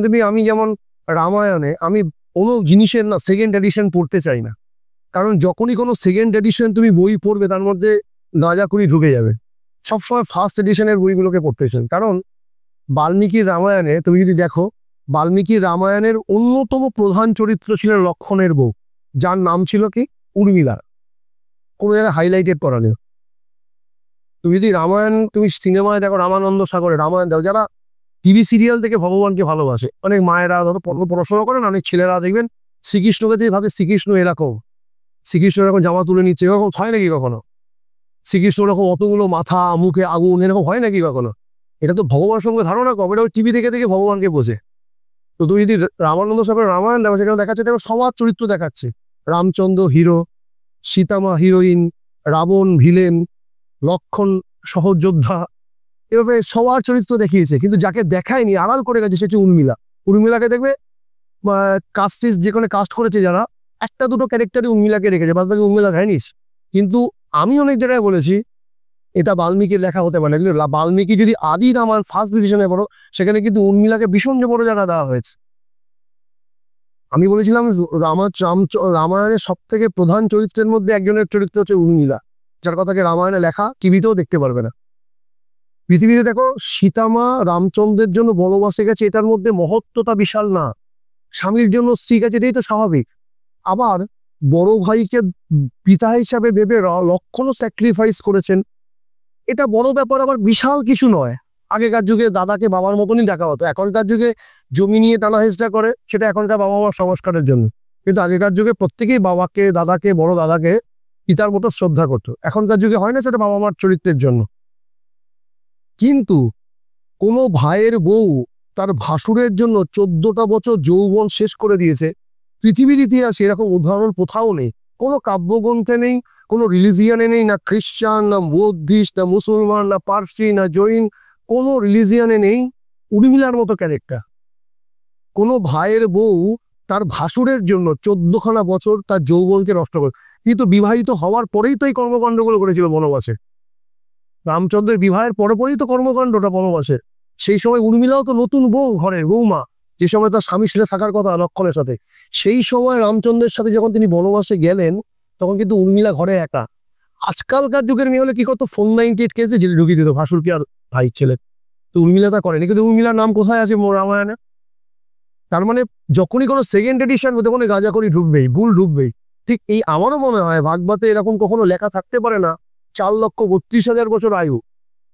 অলরেডি তুমি টেম্পারেচার দেখছো 2024 সালে কি ছিল আর 2025 সালে সূর্যের টেম্পারেচার। এখন বৃষ্টিটা হচ্ছে, করোনার সময় বা কোনো সময় গাছ লাগানো হয়েছিল ওইদিকে কথা জানা গেছে, সেই সময় বৃষ্টিটা হচ্ছে। তো নহজে এই বছরের টেম্পারেচারটা ওটাকে ছাড়িয়ে গেছে 2024 সালকে। তো 2026 সালে নিশ্চয়ই আরো ঠান্ডাকাল এসে যাবে না, সুইজারল্যান্ডের মতন আরো বাড়বে। তাহলে আমাদের শাস্ত্রে বলছে দ্বাদশ সূর্যের তেজ প্ররক্ষিত হবে কলিযুগে। তো অলরেডি তো সূর্যের তেজ তো বুঝতেই পারছো যে কি লেভেলে গেছে। 50 ডিগ্রি যখন কুয়েতের মতো হবে, এখানে মানুষ থাকতে পারবে, বাঁচতে পারবে কিভাবে? ফ্যানের হাওয়া তো লাগবেই না গায়ে। এখনই তো গরমকালে লাগে না ফ্যানের হাওয়া, একটু বৃষ্টি বাদল হচ্ছে প্রকৃতির দৌলতে, তাই আমরা বেঁচে যাচ্ছি। কিন্তু কতদিন সেটা? চতুর্দিকে ফ্ল্যাট হচ্ছে। তার মানে যদি তাই হয়, তাহলে 14 বছর আমি আয়ু বলছি, 4,32,000 বছর কোনোভাবে এটা হতে পারে? ক্যালকুলেশনই তো ভুল বলছে। কিন্তু সংখ্যাতত্ত্ব বলছে না, এটা হতে পারে না। সংখ্যাতত্ত্বের সাথে আধ্যাত্ম তত্ত্বের পুরো মেলবন্ধন আছে, 100% মেলবন্ধন আছে। 2027 সালের মধ্যে তার ভিত্তি স্থাপন হয়ে যাবে ধ্বংসের। কোথায় কে থাকবে 2027 সালের মধ্যে বুঝতে পারে। আজকে 2025-এর মোর দেন 6 মান্থ পেরিয়ে গেছে, অর্ধেক হয়ে গেছে। এরপরে আসছে 2026, 2027। যারা এই পডকাস্ট দেখছে বা যারা এই পডকাস্ট দেখছেন, আগামী দিনে আরো দেখবেন, আপনারা মিলিয়ে নেবেন নিজের জীবনকে ইমপ্লিমেন্ট করে আপনাদের এই বছর এবং পরের বছর, তারপরে জীবন কত কঠিন হয়ে উঠছে। টাকা থাকবে কিন্তু খেতে পারবে না, ঠাকুরের বলে যাওয়া অনেক আগে, আর এটা শাস্তি চলেছে সামনে। টাকা থাকবে কিন্তু খেতে পারবে না। আমার যতদূর মনে হয়, এটা আমি নিউরোলজির ভিত্তিতে বলছি না, আমার যতদূর বেসিক্যালি এটা নিজের ধারণা, আমার মনে হয় 2 থেকে 3 বছরের মধ্যে অনেক জায়গায় ব্যাংক বন্ধ হয়ে যেতে পারে। এটা আমি কোনো আমার ইমোশনাল থেকে বলছি না, প্র্যাকটিক্যাল চিন্তা থেকে বলছি, কিন্তু এটা আমি নিউমোলজির বেসিসে বলছি না। যেরকম আবহাওয়া তৈরি হচ্ছে প্রাকৃতিক, যেরকম যুদ্ধ পরিস্থিতি, যেটা তুমি ভারতবর্ষে এখন পশ্চিমবঙ্গ থেকে বুঝতে পারছো না। তোমার কাছে টাকা আছে, তুমি খাচ্ছ দাচ্ছ ঘুমাচ্ছ, ভাবছো তো ওখানে হচ্ছে। বাংলাদেশে তো ধ্বংসাত্মক কাণ্ড ঘটছে, পাকিস্তানে তো অলরেডি দেউলিয়া, শ্রীলঙ্কা তো দেউলিয়া হয়ে গেছে, চীন নিয়ে নিচ্ছে। কিন্তু আগামী দিন যেটা আসছে, যেরকম পরিস্থিতি হতে চলেছে, নাট্যমঞ্চ রোজ সেম, আমার মনে হয় যে 2 থেকে 3 বছরের মধ্যেই 27, 26, 27, ম্যাক্সিমাম 28, এর মধ্যে অনেক অনেক জায়গায় ব্যাংকও বন্ধ হয়ে যেতে পারে।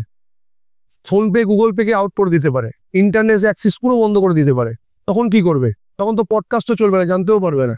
মোবাইল চলবে, কাকে কথাবার্তা বলবে? অসম্ভব বলে কিচ্ছু নেই, আমি বলছি না হবেই, যে চান্সেস প্রচুর আছে। আমি মন থেকেও চাই না এটা হোক, কিন্তু হওয়ার সম্ভাবনা 95% আছে যেভাবে পরিস্থিতি চলছে। তাই পাবলিকের এখনো সতর্কতার সময় আছে। যারা দুর্বুদ্ধি আওড়ানোর চেষ্টা করেন, এখন বর্তমান সময় বন্ধ করুন। আমার মনে হয় এই মুহূর্তে মানুষের যত সহযোগী হবে, তত জীবন তত উপযোগী হবে। যদি এই মুহূর্তে মাথার মধ্যে কূটনীতিপানা চলে, রেস্টয় অনিবার্য, কাউকে মানতে হবে না। আমি তো সাধারণ একটা মানুষ, ভগবানের বলে যাওয়া পথকে অবলম্বন হলে জীবন শেষ। এখানে একমাত্র ঈশ্বরের পথই শরণাপন্নের পথ, দ্বিতীয় আর কোনো পথ নেই এখান থেকে। না অর্থ, না পলিটিক্যাল পাওয়ার, না শারীরিক বল, না বাড়ি গাড়ি, না বিল্ডিং আমাকে রক্ষা করতে পারবে। তুমি দেখলোই তো, এত বড় বড় বড় বড় বিল্ডিং সব ভেঙে পড়ে যাচ্ছে, কলকাতা ভেঙে পড়ে গেল। যেখানে রিক্টার স্কেলে হালকা একটু নড়েছিল, তাতেই সব ভ্যানিশ করে দিচ্ছে। শুধু প্রকৃতিময় একটু লীলাতে যদি এরকম ভাঙে, তাহলে ধ্বংসাত্মক হলে কি করতে হবে ভাবতে থাকো। এই জন্য এখন থেকে আমাদের উচিত যে ঈশ্বরের পথে সম্পূর্ণ সমর্পিত হওয়া, তবে এখান থেকে রেস্কিউ পাবে, নচেত রেস্কিউ পাওয়ার কোনো পথ নেই। আচ্ছা দাদা, আপনার কাছে আমার পরের প্রশ্নটা হচ্ছে যে ভারতবর্ষ তো পঞ্চম অর্থনীতির দেশ। এর আগে আমেরিকা, রাশিয়া, চীন প্রমুখ দেশগুলি রয়েছে। তো এর পিছনে কি কোনো সংখ্যাতত্ত্ব কাজ করে? এটাও প্রশ্ন ভালো। দেখো, পুরো পুরো পুরো ওয়ার্ল্ড, যারা সারা পুরো বিশ্বটাই সংখ্যাতত্ত্বের বেসিসেই চলে। আমি প্রথম বলেছি একদম, এটাও সংখ্যাতত্ত্বের বেসিসেই হয়েছে। আমাদের দেশের নাম আগে কি ছিল? এখন তো ইন্ডিয়া। আগে কি ছিল? আগে নাম ছিল ভারতবর্ষ, একটাই নাম।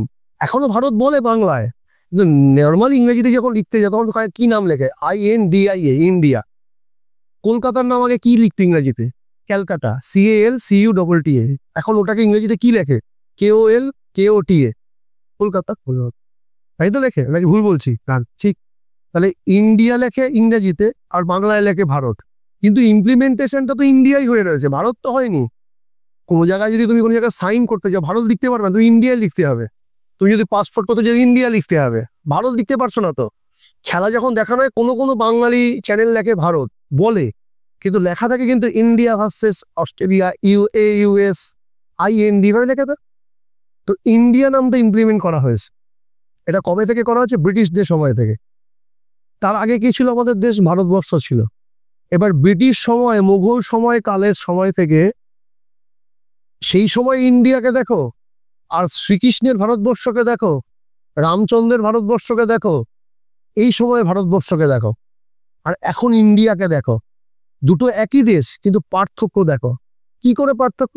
That is numerology, that is সংখ্যাতত্ত্ব। কেমন ছিল? আমি তোমাকে কয়েকটা এক্সাম্পল দিই। আমাদের এই মুহূর্তে লিডিং ধনরাশির মালিককে? আমেরিকা। আর ইউনাইটেড স্টেট বলা হয়। আমেরিকা নামটাকে এখন কমিয়ে রাখা হয়, ইউনাইটেড স্টেট বলা হয়। ইউনাইটেড স্টেটকে যারা দর্শক দেখছেন, তারা ভালো করে নিউমোলজিটাকে ফলো করবেন। আমাদের প্রত্যেকটা অ্যালফাবেটের সাথে প্রত্যেকটা নাম্বারের মিল আছে। যেমন ধরো ইউ অ্যালফাবেট হচ্ছে 6। আমি A থেকে Z অব্দি বলতে পারি, এখানে আপনাদের স্ক্রিনে দেখতে পারবেন, কিন্তু আমি শুধুমাত্র পার্টিকুলার ইউনাইটেড স্টেটটা কতগুলো স্পেলিংয়ে লেখা দেখিয়ে দিচ্ছি। এটা ডিসক্রিপশনে দেখতে পারবেন আপনার চ্যানেলের মাধ্যমে। সেটাকে যোগ করে দেখবেন যে কত নম্বর আসে, আর আমেরিকা কত নম্বরে আসে, ইন্ডিয়া কত নম্বরে আছে, চায়না কত নম্বর আছে। তাহলে পরিষ্কার মিলে যাবে যে আমাদের জীবন এবং সংখ্যাতত্ত্ব কতটা মিলবন্ধন আছে। প্রথমে আসি ইউনাইটেড স্টেট, যে এখন লিডিং পজিশন আছে, যারা সামরিক শক্তিতে $850 মিলিয়ন ব্যয় করে, আর আমাদের ইন্ডিয়া ব্যয় করে $65 মিলিয়ন।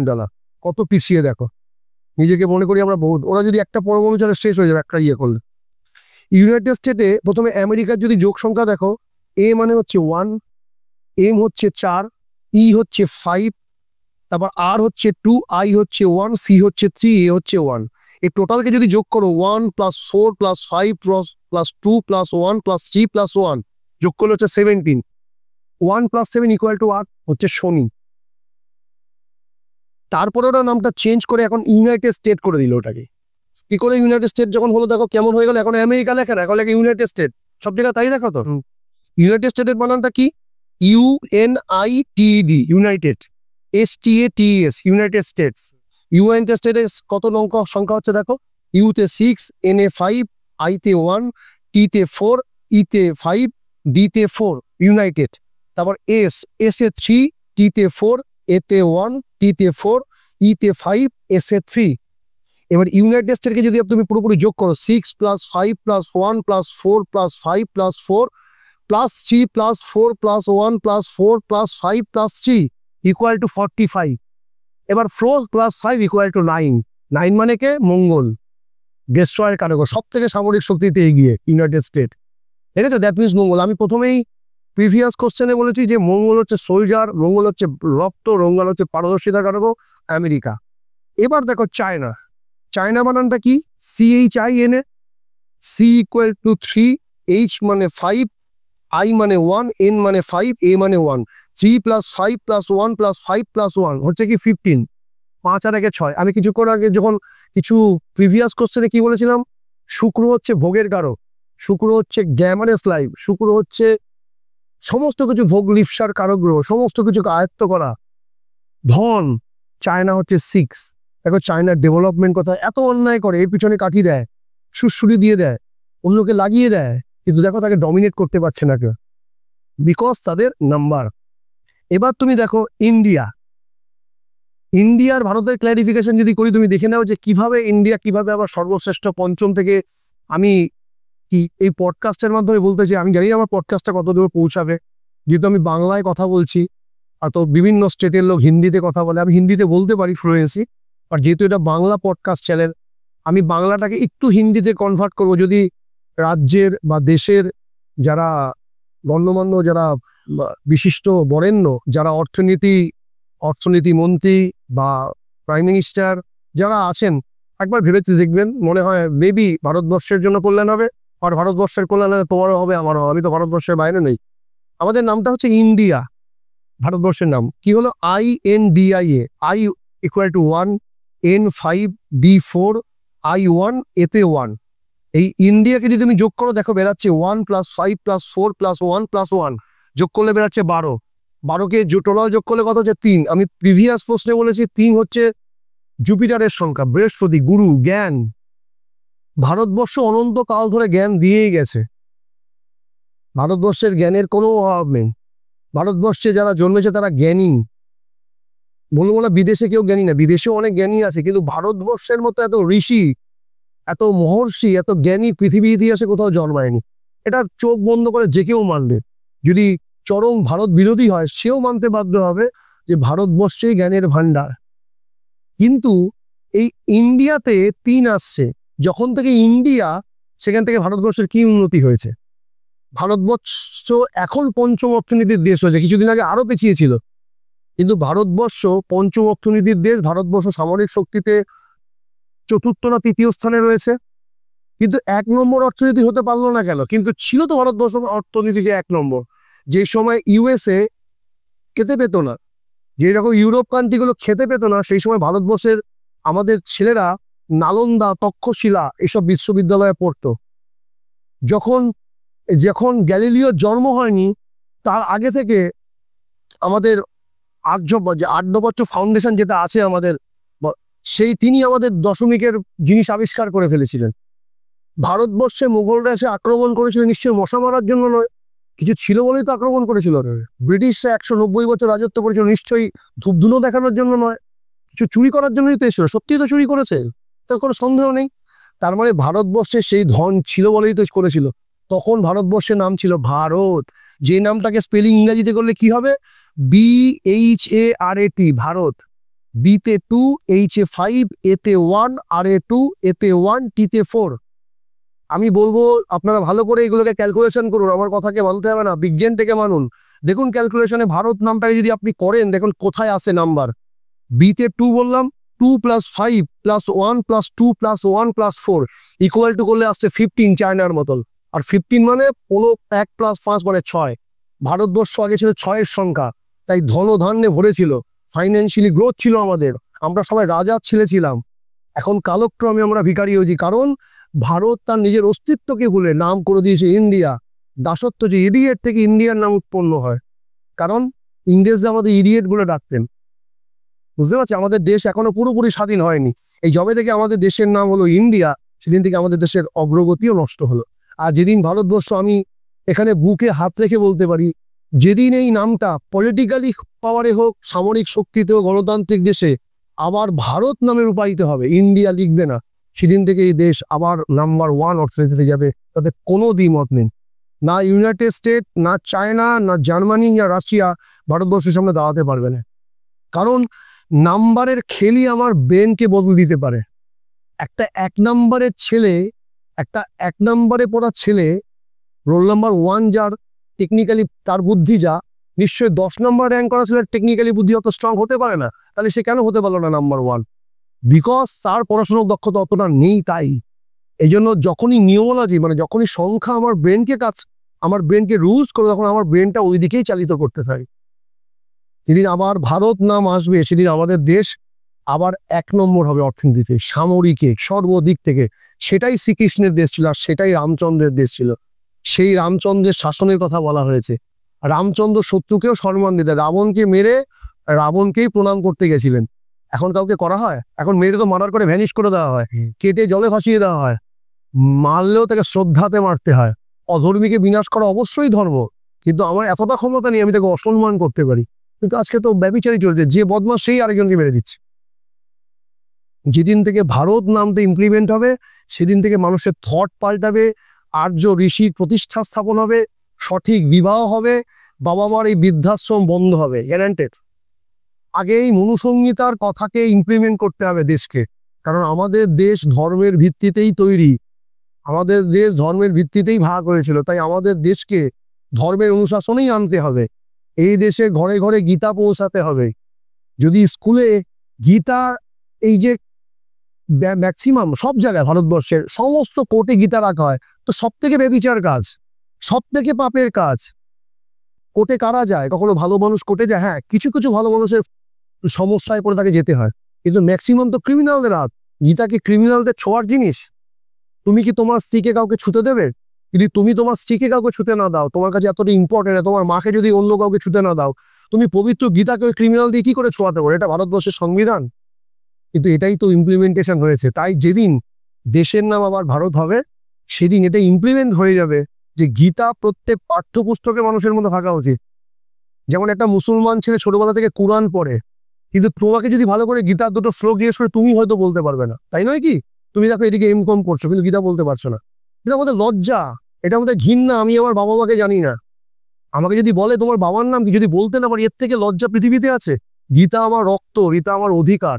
তাই যদি, আমি তো সর্বশক্তিমান নই, আমি একটা অর্ডিনারি পার্সন, আমি কি করতে পারি? রিকোয়েস্ট করতে পারি। তাই এই পডकास्टर माध्यम যদি मेरा जो पॉडकास्ट अभी चल रहा है, जो बाहर में जो देख रहा है ये पॉडकास्ट, कोई बड़ा जो आदमी है जो अभी गणतांत्रिक देश में जो पॉलिटिकली जो पावरफुल लोग जो है, अभी देश का माननीय प्रधानमंत्री जी है, राष्ट्रपति जी, जिस आदमी है वो पॉडकास्ट सुन रहे हो, तो हम ये विनती करते हैं आप लोगों से भी, जब मेरे देश को नाम फिर से भारतवर्ष कहलाएगा, तब जाके भारत नंबर 1 बन पाएगा। ये मेरा ओपिनियन, ये न्यूमोलॉजी बोल रहा है। তাও আমি যেহেতু এটা বাংলা পডকাস্ট, আমি তো হিন্দিতে পুরো মানে কন্টিনিউ কথা বলাটা আমার তো ঠিক না, তাই আমি মধ্যিখানে একটুখানি হিন্দিতে বলার চেষ্টা করলাম, কারণ যদি এইটা কারোর একটু সুবিধা হয়, দেশের কল্যাণে মনে হয় কোনো কাজে লাগবে পারে। আমি থাকি আর না থাকি, আমার দেশ তো থাকবেই, আর আমার দেশ অখণ্ড এভাবেই তৈরি হবে। তাই ভারতবর্ষের সাথে শুধু না, পুরো বিশ্বের সাথে অর্থনীতি যুক্ত, পুরো বিশ্বের সাথে নিউমোলজি যুক্ত, পুরো বিশ্বের মধ্যে এই সংখ্যাতত্ত্বেরই খেল। আমরা শুধু ভুলে গেছি, কিন্তু ব্রিটিশরা সেটাকে নিতে পেরেছে। আমাদের এখানে বেদগুলোকে সব ভ্যানিশ করে দেওয়া হয়েছে, আমাদের কাছে পুরাণগুলো আর নেই। কিন্তু রাশিয়ান লোকেরা কিন্তু সেইগুলো পড়াশোনা করে তারা অনেক অগ্রগতি করে গেছে, কিন্তু ইন্ডিয়ার ছেলেরা সংস্কৃত বলতে পারে না। তুমি একটা মুসলমানকে বলো, ম্যাক্সিমাম মুসলমান দেবে আরবি বলতে পারে, ইন্ডিয়াতে থেকে আরবি বলতে পারে, আরবে না থেকেও আরবিতে আয়াত বলতে পারে, কিন্তু দুঃখের বিষয় ভারতবর্ষের একটা ছেলেকে যদি জিজ্ঞেস করা হয় গীতার দুটো শ্লোক সংস্কৃতে পড়ে 10 বার তত তত তত পড়তে থাকে, কিন্তু 2-3টি ইংলিশে বলতে পারে, নিজের মধ্যে কি গর্ববোধ ফিল করে, মানে ইংলিশে গর্ববোধ, মানে ইংলিশে কথা বলতে পারাটাকে নিজেকে এত মনে করে, ফলে সে মহাপুরুষ হয়ে গেছে। কি হয়েছে? ইংলিশ একটা ল্যাঙ্গুয়েজ, কিন্তু আমার যেটা দেশের ভাষা, দৈব ভাষা, সে সংস্কৃত, যেটা না জানার জন্য আমরা অনেক কিছু হারিয়েছি। সব পুরাণ বেদ সব সংস্কৃতে তো লেখা ছিল, সেটা ট্রান্সলেট করেছে জার্মানি, রাশিয়া, এরা সব পড়াশোনা করেছে, এরা আজকে এত উন্নতি করেছে। সমস্ত সৃষ্টি ভারতবর্ষ থেকে তৈরি হয়েছিল, কিন্তু সেটা খণ্ডিত হয়ে গেছে আমাদের অজ্ঞতার কারণে। তাই দেশের নাম যখন ভারত হবে, ভারত আবার জাগবে। সেই দিন ওই কথাটা আবার পুনরুত্থিত হবে, বিবেকানন্দের সেই কথা, ভারত আবার জগৎ সভায় শ্রেষ্ঠ আসন লবে। কোনোদিনও মহাপুরুষের কথা ব্যর্থ হয় না। যেদিন ভারত আবার জগৎ সভায় শ্রেষ্ঠ আসন লবে, সেদিন আমার কথাটাও মনে রাখবেন, সেদিনে ভারতবর্ষের নামটা ইন্ডিয়া থাকতে জীবনে হবে না। ইন্ডিয়ার নামটাকে চেঞ্জ করে যেদিন ভারতবর্ষের নাম আবার ভারত লেখা হবে, সেদিনই ভারত আবার জগৎ সভায় শ্রেষ্ঠ আসন লবে। এটা আমার অভিমত। আচ্ছা দাদা, আপনাকে আমরা দুটো প্রশ্ন করব। তার মধ্যে প্রথম প্রশ্নটি হচ্ছে যে একটা মানুষ যে জন্মায় সেটাও তো একটা সংখ্যার উপর দাঁড়িয়ে আছে, তাহলে একই ডেটে একজন সফল আর আরেকজন বিফল ভাবে সম্ভব এটা? আচ্ছা, এখানে মানে তুমি প্রশ্নটা ভালো করেছো, এটা খুব একটু ক্রিটিক্যাল প্রশ্ন, আমার ভালো প্রশ্ন।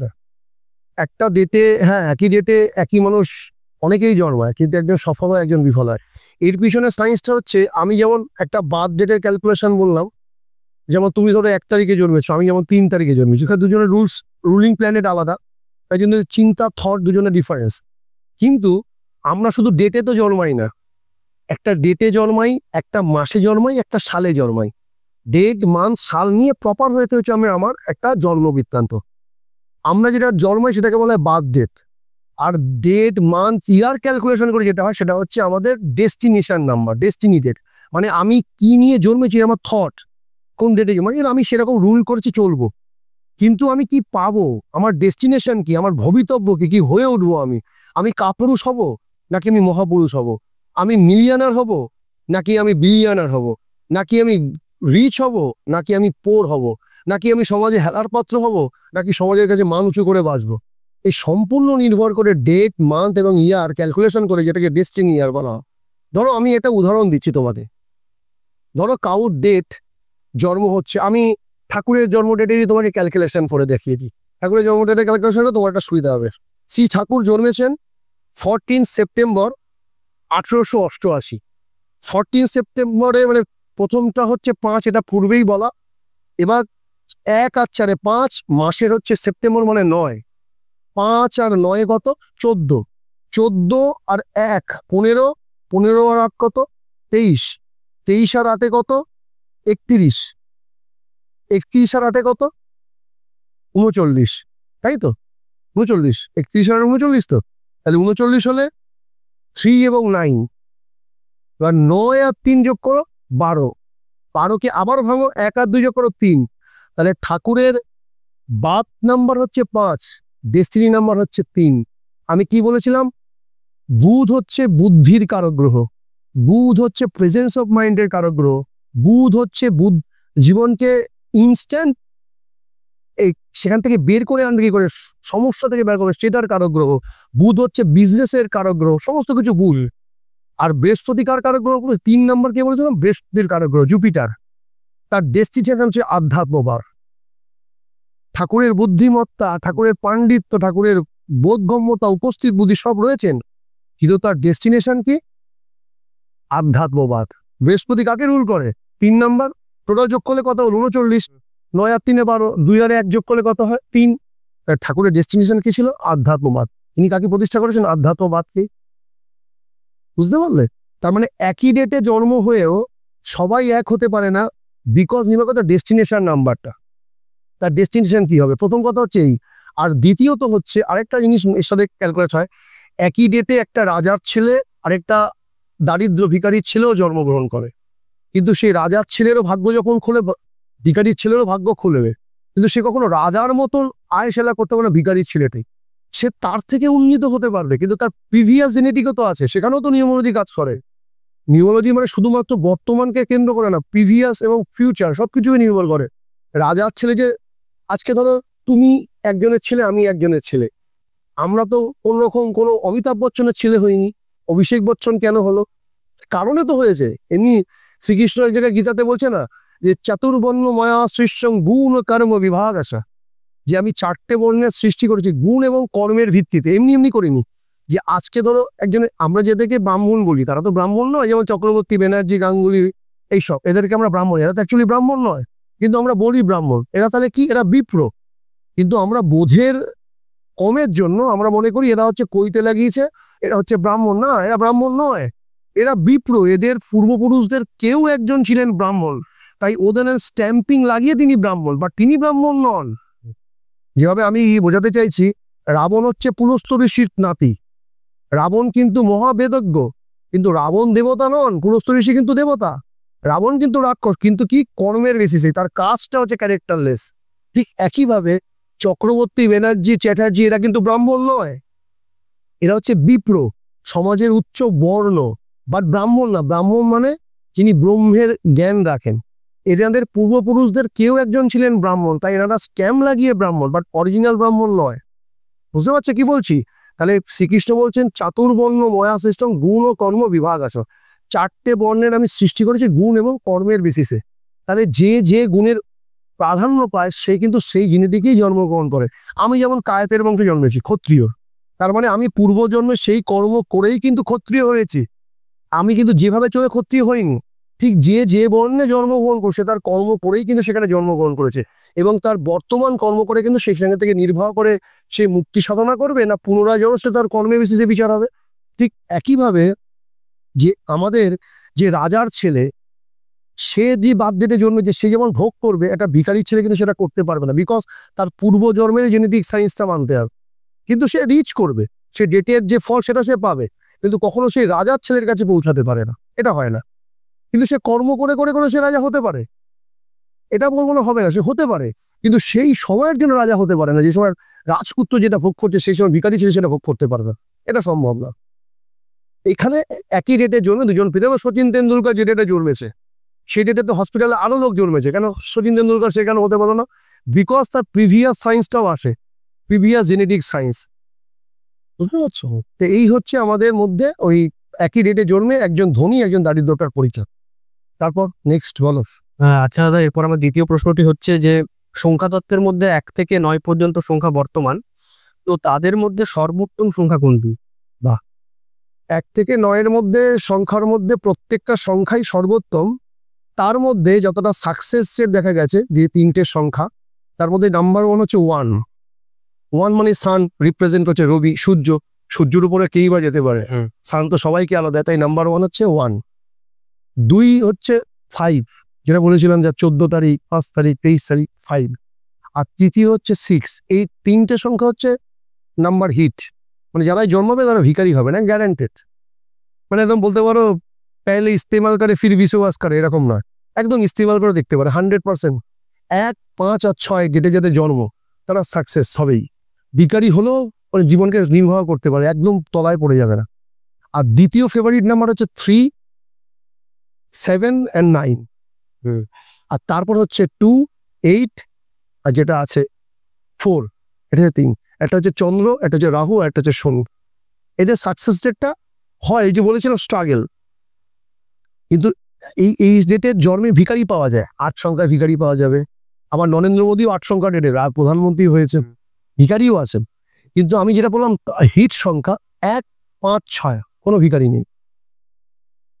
পুরো ওয়ার্ল্ডে ঘুরে দেখো, যাদের 1, 10, 19, 28 তারিখে জন্ম, ভিখারি মানে একদম খেতে পাচ্ছে না, রাস্তায় পড়ে রয়েছে, কেউ এসে দিচ্ছে, হচ্ছে না, এরকম।